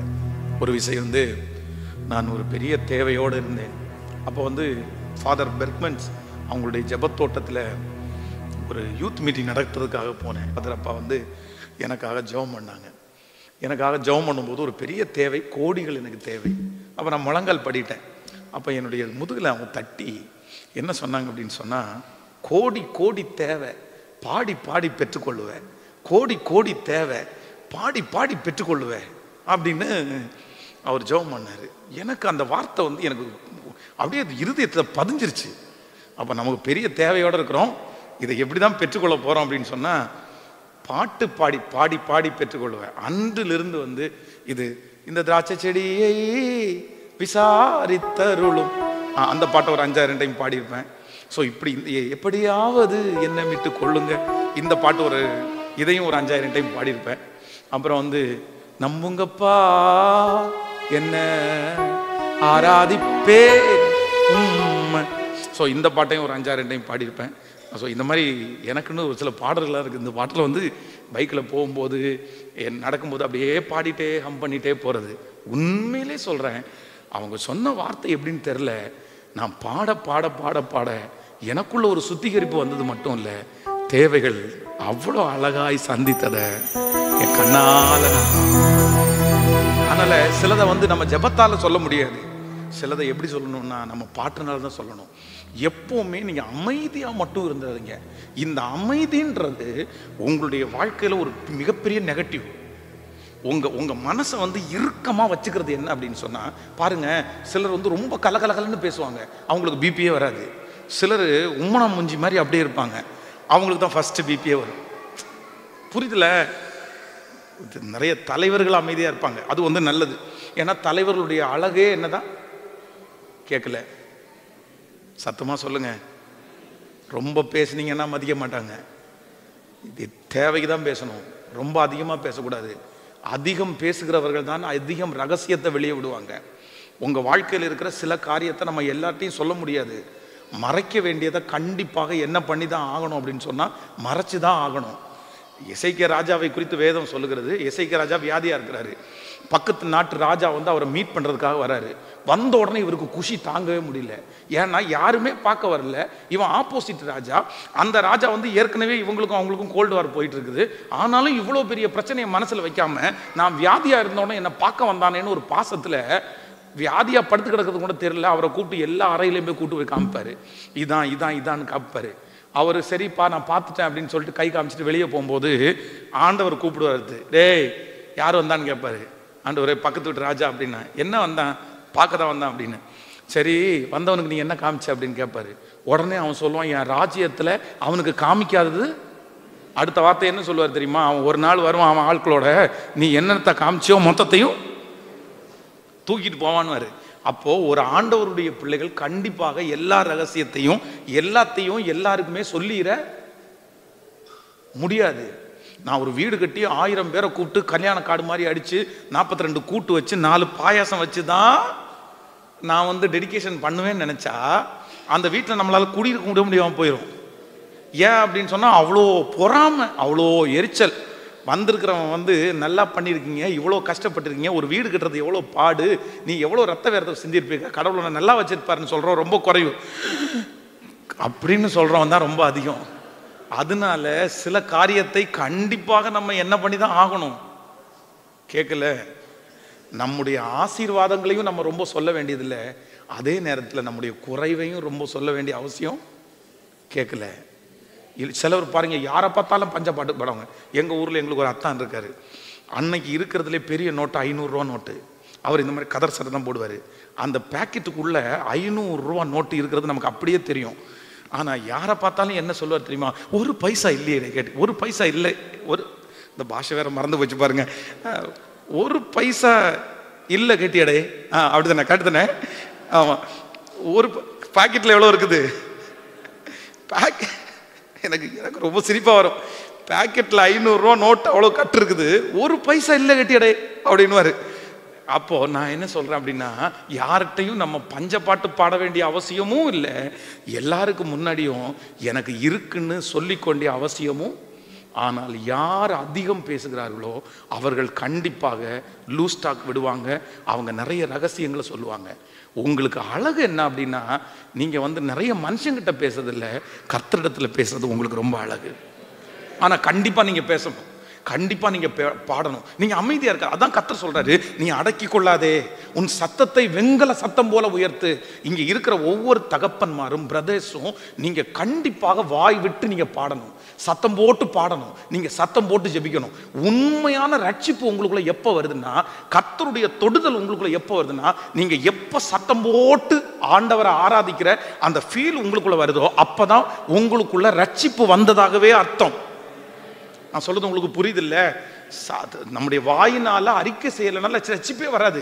எனக்கு இயேசுவை பிடிக்கும். எங்க அப்பா வந்து போய் சர்ச்சில் போய் உட்காருவார், ரட்சிக்கப்பட்டதுக்கு அப்புறம் போய் உட்காந்துட்டு அப்படியே உட்காந்துட்டு அமைதியா வருவார், எதுவுமே பேச மாட்டார். அப்ப நான் தான் ஒரு நாள் சொன்னேன், நீங்க ரட்சிக்கப்பட்டீங்களான்னு கேட்டேன். அதான்டா ஞானஸ்நானமே எடுத்தேன். இல்லை, நீங்க ஞானஸ்நானம் எடுத்தோன்னு ரட்சிக்கப்படல, நீங்க சர்ச்சில் போய் பாட்டு பாடணும், நீங்க சர்ச்சில் போய் ஜெபம் பண்ணணும். உங்க வாயை விரிவாய் தர அதை நான் என்ன செய்வேன் என்றால், கர்த்தர் நன்மையால நிரப்புகிறவர். ஹல்லேலூயா. அதனால நான் நம்புகிறேன், இன்றைக்கு கர்த்தருடைய பெரிய பிரசன்னம் இந்த இடத்துல உள்ளாவது. கர்த்தர் ஒருத்தரை மட்டும்தான் தேடுறாரு. நான் உன்னை மறைச்சேன், உன் தப்பை யாருக்குமே நான் காமிக்கல. எதுக்கு காமிக்கலன்னு சொன்னா, உன்னை எனக்கு ரொம்ப பிடிக்கும், உன்னை விட்டு கொடுக்கறதுக்கு நான் விரும்பல, உன்னை காட்டி கொடுக்கறதுக்கு நான் விரும்பல. ஒன்று மட்டும் பண்ணு, நீ எனக்கு முன்பாக நடந்து கொண்டு உத்தமனாயிரு, நான் உன்னை மிகவும் திரளாய். ஸோ பிரதர், இன்னையோட விட்டுருங்க பிரதர், ஐயா இன்னையோட விட்டுருங்க ஐயா. கர்த்தர் பேசுறாரு, கர்த்தர் திரும்ப திரும்ப உங்கள்கிட்ட பேசுறாரு. வேண்டாம் மகளே, வேண்டாம் மகனே, நீ ரொம்ப கோவப்படாத, நீ மாறிக்கோ, ஆண்டவர் உங்களை பிரியப்படுவார். ஹல்லேலூயா. நிறைய பேர் அவ்வளோ அழகா சர்ச்சுக்கு போவாங்க, ஆனா சுத்தமா என்ன மாறி இருக்காதுன்னா, குணமே மாறி இருக்காது. ஆனா உங்க குணம் என்னைக்கு மாறுதோ அன்னைக்கு தான் நீங்க ஆசீர்வதிக்கப்படுவீங்க. நீங்க ரொம்ப பிராட் மைண்டா நீங்க மாறணும். ரொம்ப விசாலமுள்ள ஒரு இருதயத்தை கர்த்தர் உங்களுக்கு தரணும். அப்படியே குறுகின மனப்பான்மை உங்களுக்கு இருக்கக்கூடாது, கூணுன மனப்பான்மை உங்களுக்கு இருக்கக்கூடாது. எல்லாரும் நல்லா இருக்கணும்னு நினைக்கணும், எல்லாரையும் நீங்க பிளஸ் பண்ணணும், எல்லாரையும் சந்தோஷப்படுத்தணும், யாரையுமே அவ்வளோ சீக்கிரமா காயப்படுத்தக்கூடாது, எல்லாருக்காகவும் ஜெபம் பண்ணணும். இந்த மாதிரி உங்க கேரக்டர் நீங்க மாத்திட்டீங்கன்னு வைங்களேன், ஐயோ கர்த்தர் உங்களை ரொம்ப ஆசீர்வதிப்பாரு. உங்க மைண்டு, உங்க மனசு பிராடாக கர்த்தர் உங்க எல்லையை ரொம்ப பெருசாக்கிட்டே போவாரு. ஆனா குறுகின மனப்பான்மையோட இருக்கிறவங்க வெற்றி அடைய மாட்டாங்க. இப்போ உங்களை பார்த்து கேட்கிறேன், உங்களுக்கு எலியாவை ரொம்ப தெரியுமா, எலிசாவை ரொம்ப தெரியுமா? கேட்கல. ஆனா எலியா பெரிய ஆளா, எலிசா பெரிய ஆளா? கேட்கல. எலிசா தான் பெரிய ஆளு. ஏன் அப்படின்னா, எலியா வந்து ஒரு மடங்கு, ஆனா எலிசா என்ன கேட்கிறாரு? அப்போ எலியாவனுடைய அபிஷேகத்தை விட எலிசாவனுடைய அபிஷேகம். ஆனா நம்ம யாரு, எல்லாருக்கும் யாரை தான் தெரியும்? அது எப்படி? ஆனா அவரை தானே தெரிஞ்சிருக்கணும்.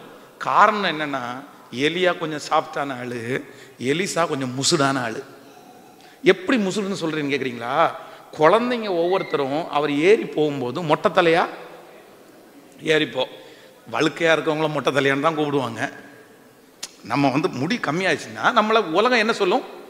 இப்போ அவருக்கு முடியல, அதனால மொட்டை தலையா ஏறி போகணும். இவருக்கு இது குழந்தைங்க, சரி என்னமோ சொல்லிட்டு போகுது, என் பிள்ளைங்களே அப்படி சொல்றீங்கன்னு கேட்டா பரவாயில்ல. இவருக்கு உடனே பயங்கரமான கோவம் வந்து உடனே சபிக்கிறாரு அந்த குழந்தைங்கள. உடனே அந்த குழந்தைங்கள வந்து மிருகம் வந்து சாப்பிட்டு போகுது. அப்போ அவருடைய குணம், சிலர் பார்த்தீங்கன்னா எதுக்கு எடுத்தாலும் வள்ளுன்னு விழுவாங்க. மூஞ்சில அந்த முகமே பார்த்தீங்கன்னா விகாரமா மாறிடும். இந்த கோபமா முகத்தை சுருக்கிற மாதிரி வச்சிருந்தீங்கன்னா உங்க முகம் எப்படிதான் இருக்கும்? கேட்கல. இல்ல, நம்ம உண்மையிலே ஆண்டவருடைய பிள்ளைகளே, இதெல்லாம் நான் உங்களுக்கு, இதெல்லாம் ரொம்ப நான் வந்து சின்ன வயசுல எங்க வீட்டுக்கு பக்கத்துல கார் கொண்டு விடும்போது பாத்தீங்கன்னா, நாங்க ரொம்ப ஏழையா இருந்தனால பணக்காரங்களை பார்த்தா பயங்கரமான கோவம். பணக்காரங்களை பார்த்தா பிடிக்கவே பிடிக்காது. எவனாவது ஒருத்தன் ரோட்ல போது திட்டும் போது சாதாரணமா நம்ம பசங்கன்னா சரி போடானுவான். எவனாவது பணக்காரன் திட்டினான்னு வைங்க, என்ன அப்படின்னு நான் கேட்பேன்.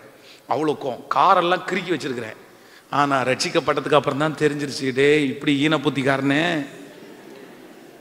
நீ இப்படி இருந்தா எப்படா, உங்க அம்மா அப்பா உன்னை வளர்த்தனது சரியில்லை, நீ எப்படிதான் இருக்கணும்னா, நீ ஆண்டவருடைய பிள்ளை, எல்லாரும் எப்படி இருக்கணும்னு நினைக்கணும்னா நல்லா இருக்கணும்னு நினைக்கணும், நீ எல்லாரையும் பிளஸ் பண்ணணும். இந்த புத்தி என்னைக்கு என்ன விட்டு போச்சோ அன்னைக்கு ஆவியானவரே என் மேல குடி கொண்டதை உணர்றேன். அப்ப அந்த புத்தி உங்களுக்குள்ள போகலைன்னா, உங்களுக்குள்ள ஆவியானவர் குடி இருக்கிறாருன்னா செக் பண்ணிக்கணும் நீங்க. இதெல்லாம் ஆண்டவருடைய பிள்ளைகளுடைய கேரக்டர் ரொம்ப முக்கியம், ரொம்ப முக்கியம். உங்களுடைய குணம் ரொம்ப முக்கியம். ஒருவேளை நல்ல குணம் நமக்கு, நம்ம எல்லாருமே நல்லவங்கன்னு சொல்ல முடியாது, ஆண்டவருடைய பிள்ளைகளை எல்லாருமே வந்திருக்கோம். ஆனா நீங்க மாத்திக்கிட்டீங்கன்னா கர்த்தர் கிருபையா இறங்குவார். நான் நம்புறேன் கர்த்தர் இன்னைக்கு வாக்கு கொடுக்கிறார், நான் உனக்கு ஒரு அதிசயத்தையே செய்வேன். நீ நினைச்சிட்டு வந்திருக்கிறாய், மனதுக்குள்ள நீ யோசிச்சுட்டு வந்திருக்கிற, இது அதிசயம்னு ஒன்று நடந்தாதான், அதிசயம்னு உன்னோட நடந்தாதான். என்னால் முடியாது, என்னுடைய வருமானத்தினால முடியாது, அதிசயம்னு ஒன்று நடக்கணும். ஆனால் கர்த்தர் சொல்றாரு, நான் உன்னை அதிசயத்தை காண பண்ணுவேன். எழுப்பி நிற்கலாமா? எல்லாரும் தேவ சமூகத்தில் எழுப்பி நின்று, கர்த்தர் நல்லவர் நல்லவர் நல்லவர், பூமி எங்கும் எந்த ஜாதிகளிடத்திலும் செய்யப்படாத அதிசயத்தை உன் ஜனங்கள் எல்லாருக்கும் முன்பாகவும் செய்வேன். சொல்லுங்க எல்லாரும் கையை உயர்த்தி ஒரு 10 டைம் சொல்லுங்க. பூமி எங்கும் எந்த ஜாதிகளிடத்திலும் செய்யப்படாத அதிசயத்தை என் ஜனங்கள் எல்லாருக்கும் முன்பாகவும் கர்த்தர் எனக்காக செய்வார். திரும்ப திரும்ப சொல்லுங்க. பூமி எங்கும் எந்த ஜாதிகளிடத்திலும் செய்யப்படாத அதிசயத்தை. எஸ், ஒரு அதிசயம் நடக்கும். எனக்கு ஒரு அதிசயம் நடக்கும். நான் உன்னை அதிசயங்களை காண பண்ணுவேன். நான் பிரமிக்கத்தக்க அதிசயமாய் உண்டாக்கப்பட்டபடியினால் கைகளை உயர்த்தி ஒவ்வொருத்தரும் சொல்லுங்க, ஆண்டவரே அந்த அதிசயத்தை என் கண்ணு பார்க்க போகிறதற்காக நன்றி. இதே இடத்துல நீங்க சாட்சி சொல்லுவீங்க. இந்த ஜனங்களுக்கு முன்னாடி நீங்க சாட்சி சொல்லுவீங்க. கர்த்தர் சொல்றாரு, உங்க சொந்தக்காரங்களுக்கு முன்னாடி நான் உன்னை சாட்சியா நிறுத்துவேன். அன்னைக்கு அத்தனை பேருக்கு முன்னாடியும் வச்சு நீங்க சொல்லுவீங்க, கர்த்தர் என்ன அதிசயத்தை காண பண்ணினாரு. நிறைய பேர் உங்களை பார்த்து கேட்பாங்க, இது எப்படி நடந்துச்சு, இது எப்படி நடந்துச்சு, இது எப்படி நடந்துச்சு, இது எப்படி நடந்துச்சு. நீங்க ஒரே ஒரு வார்த்தை தான் சொல்லுவீங்க, என் பிள்ளைக்கு கர்த்தர் ஒரு அதிசயத்தை செஞ்சாரு, எனக்கு ஒரு அதிசயத்தை கர்த்தர் செஞ்சாரு, என் குடும்பத்துக்கு ஒரு அதிசயத்தை செஞ்சாரு, இது கண்டிப்பா நடக்கும். சொல்லுங்க அப்பா பார்த்து, நன்றி ஆண்டவரே, நன்றி நன்றி ஆண்டவரே, நன்றி நன்றி அப்பா, நன்றி அப்பா. எங்க நிறைய தகப்பன்மார் வந்திருக்காங்களே அப்பா, இத்தனை ஊழியக்காரங்களை இங்க பாக்குறது சந்தோஷமா இருக்குப்பா. அப்பா இந்த ஜெபத்துல வந்திருக்கிற ஜனங்களை ஜெபிக்கிட்டு ஊழியக்காரங்க ஒவ்வொரு தகப்பன்மாருக்காக ஜெபிக்கிற ஆண்டவரே. இந்த தேசத்துல அவ்வளவு தியாகமா ஊழியம் செய்யற தகப்பனார்கள், ஆண்டவரே உங்களுடைய ஊழியக்காரனாக நான் ஜெபிக்கும் போது ஜெபிக்கிறேன், அவங்க ஊழியத்துல ஒரு அதிசயத்தை நீங்க காண பண்ணணும். அவங்களுக்கு ஜீவன ஆயுஷ் நாட்களை பெருக பண்ணி, ஓ ஹalleluya ஹalleluya, அறியாததும் எனக்கு எட்டாததும். நன்றி அப்பா, நன்றி நன்றி நன்றி நன்றி ஆண்டவரே, நன்றி நன்றி நன்றி நன்றி நன்றி நன்றி ஆண்டவரே, நன்றி நன்றி ஆண்டவரே, நன்றி. ஒரே ஒரு வரியை மட்டும் எல்லாரும் சொல்லி, நன்றி ஆண்டவரே, நன்றி. நன்றி ஆண்டவரே, நன்றி. இந்த பாட்டை பாடி உங்க எல்லாருக்காக நான் ஜெபிக்க விரும்புறேன். ரொம்ப சந்தோஷம். ஸோ உங்களோட சேர்ந்து ஆண்டவர் ஆராதிக்கிறது ரொம்ப சந்தோஷமா நினைக்கிறேன். நாளைக்கு பரிசுத்த ஆராதனை, கர்த்தர் ஒவ்வொரையும் ஆசீர்வதிப்பார். ஸ்பெஷலாக ஊழியக்கார தகப்பன்மார் வந்துக்கிறது ரொம்ப சந்தோஷமா இருக்குது. ஸோ ரொம்ப ஆண்டவர் உங்களை ஆசீர்வதிப்பார். ஸோ இந்த பாட்டை பாடி உங்களுக்காக ஜெபிக்க விரும்புகிறேன், எல்லாருக்காகவும் ஜெபிக்க விரும்புகிறேன். ஆண்டவர் நிச்சயமாக அற்புதம் செய்வார் என்று நான் நம்புகிறேன். ஸோ இது ஒரு பாடல். இதுவும் நான் கொஞ்சம், இது ரொம்ப ரொம்ப ரொம்ப ஈஸியான ஒரு பாடல்.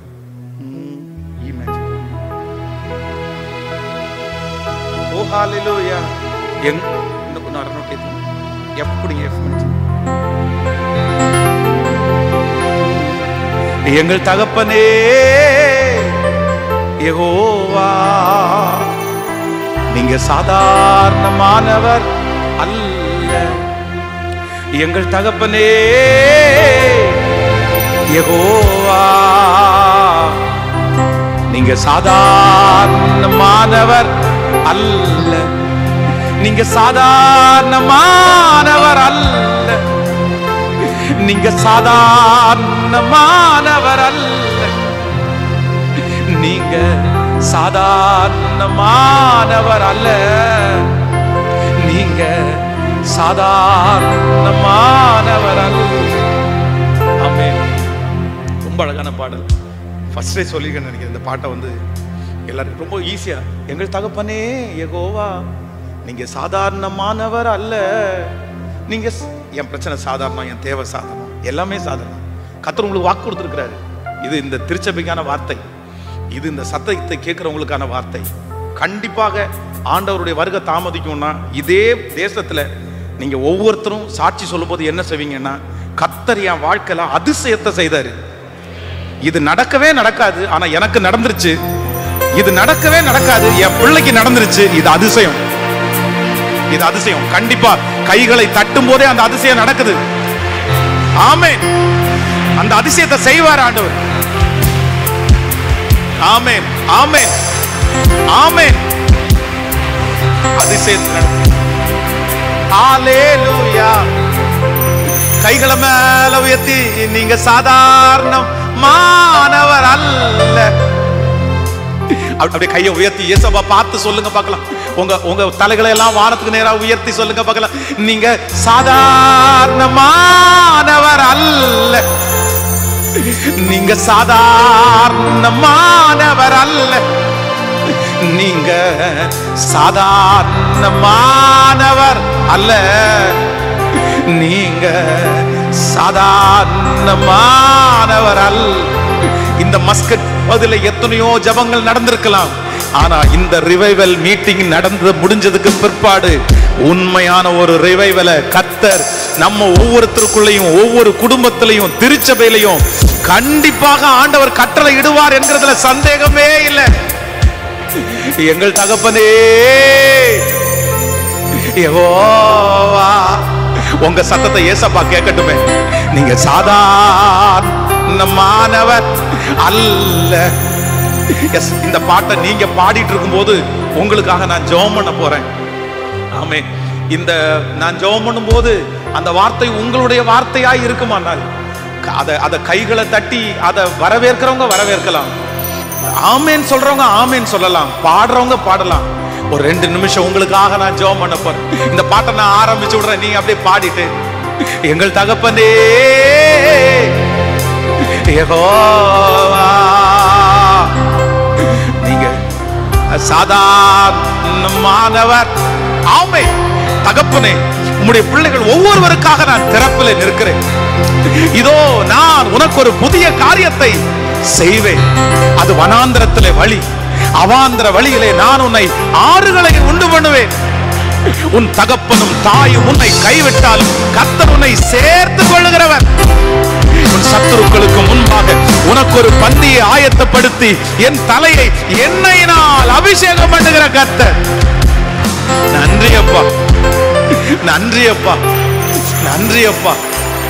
இதோ ஹல்லேலூயா. இதோ இவன் விழுந்துருவான், இவன் எழும்ப மாட்டான், இவன் நல்லா வர முடியாது, இவன் குடும்பம் முடிஞ்சிருச்சு, ஊழியம் முடிஞ்சிருச்சு அப்படின்னு பார்த்த அத்தனை பேருக்கு முன்னாடியும் என் பிள்ளையினுடைய தலையை நிமிர பண்ணி அவங்க கண்ணு பார்க்க பார்க்க ஒரு அதிசயத்தை கர்த்தர் கட்டளை இட்டு என் பிள்ளைய சாட்சியாய் நிறுத்த போகிறதற்காக நன்றி ஆண்டவரே. நன்றி அப்பா, நன்றி அப்பா, நன்றி ஆண்டவரே. ஏசேக்கு முடிஞ்சிருச்சு, சித்தனா முடிஞ்சிருச்சு. இந்த ஜெபத்திற்கு பிற்பாடு ஒரு ரகபோத் கர்த்தர் உனக்கு இடம் உண்டாக்கினார்.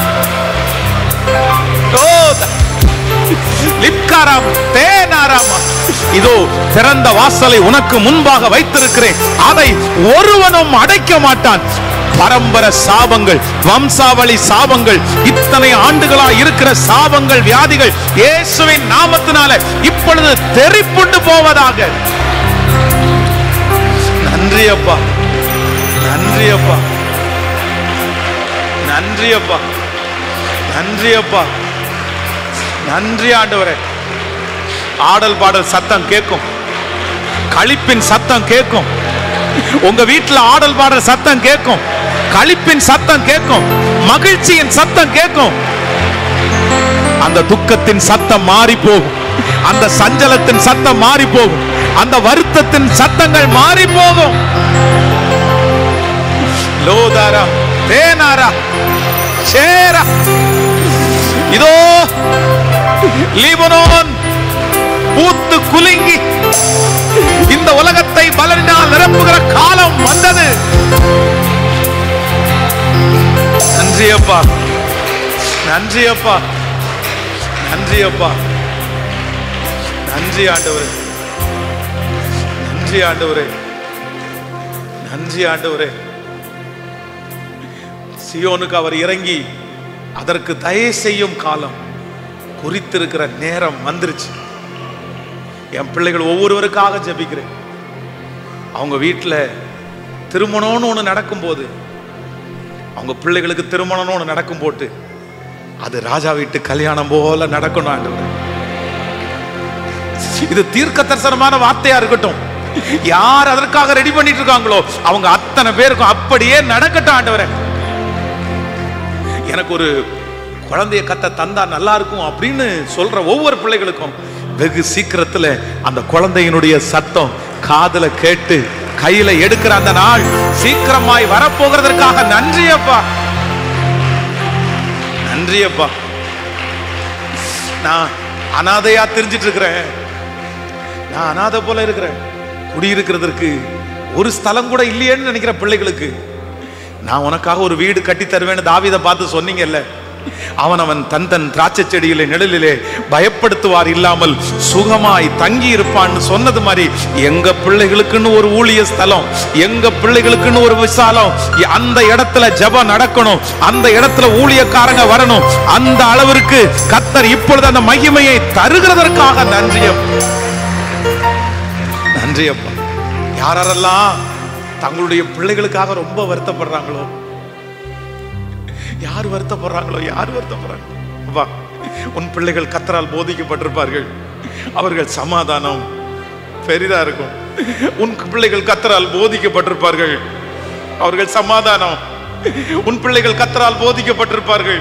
இந்த வசனத்தை என் வாயிலிருந்து உச்சரிக்க உச்சரிக்க கர்த்தருடைய ஒரு பிரசன்னம் அந்த மூத்த மகனை தொடட்டும் ஆண்டவரே, அந்த இரண்டாவது பிள்ளையை தொடட்டும் ஆண்டவரே, அந்த மகளை தொடட்டும் ஆண்டவரே, பிரிஞ்சு கிடக்கிற அந்த பிள்ளையை தொடட்டும் ஆண்டவரே, எதிர்காலமே கேள்விக்குறியா இருக்கிற அந்த பிள்ளைய தொடட்டும் ஆண்டவரே, இப்ப தொடட்டும் ஆண்டவரே, அந்த பிள்ளை மேல கர்த்தருடைய கரம் வைக்கப்படட்டும் ஆண்டவரே. நன்றி அப்பா, நன்றி அப்பா. என் பிள்ளை என்ன ஆனானோன்னு நினைச்ச அந்த யாக்கோவை பார்த்து 15 வருஷம் தாண்டி என் பிள்ளை உயிரோடு இருக்கிறான், என் பிள்ளை நல்லா இருக்கிறான், என் பிள்ளை எகிப்து தேசத்திற்கு அதிகாரியா இருக்கிறான் அப்படின்ற ஒரு சத்தத்தை அந்த தகப்பனார் கேள்விப்பட்டது போல இந்த சத்தத்தை யாரெல்லாம் கேட்கிறாங்களோ, எந்த தகப்பன் எந்த தாய் பிள்ளைய குறிச்ச துக்க செய்தியை கேட்டு கேட்டு மனசு உடைஞ்சு போயிருக்கிறாங்களோ அத்தனை தாயும் தகப்பனும் அந்த பிள்ளைய குறிச்ச நல்ல செய்தியை அவங்க காதுல கேட்கிற நாள் சீக்கிரமாய் வரப்போகிறதற்காக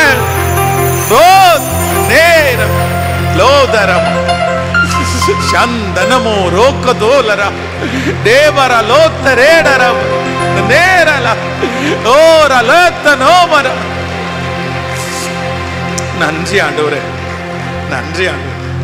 அவமானப்பட்டது போதும் ஆண்டவரே, வெட்கப்பட்டது போதும் ஆண்டவரே, தலை குனிஞ்சது போதும் ஆண்டவரே, எதிரி தலை மேல நடந்தது போதும் ஆண்டவரே, அற்பமா நினைச்சது போதும் ஆண்டவரே, இவன் விழமாட்டானா நினைச்சது போதும் ஆண்டவரே, இவன் கதை எப்ப முடியும்னு நினைச்சது போதும் ஆண்டவரே.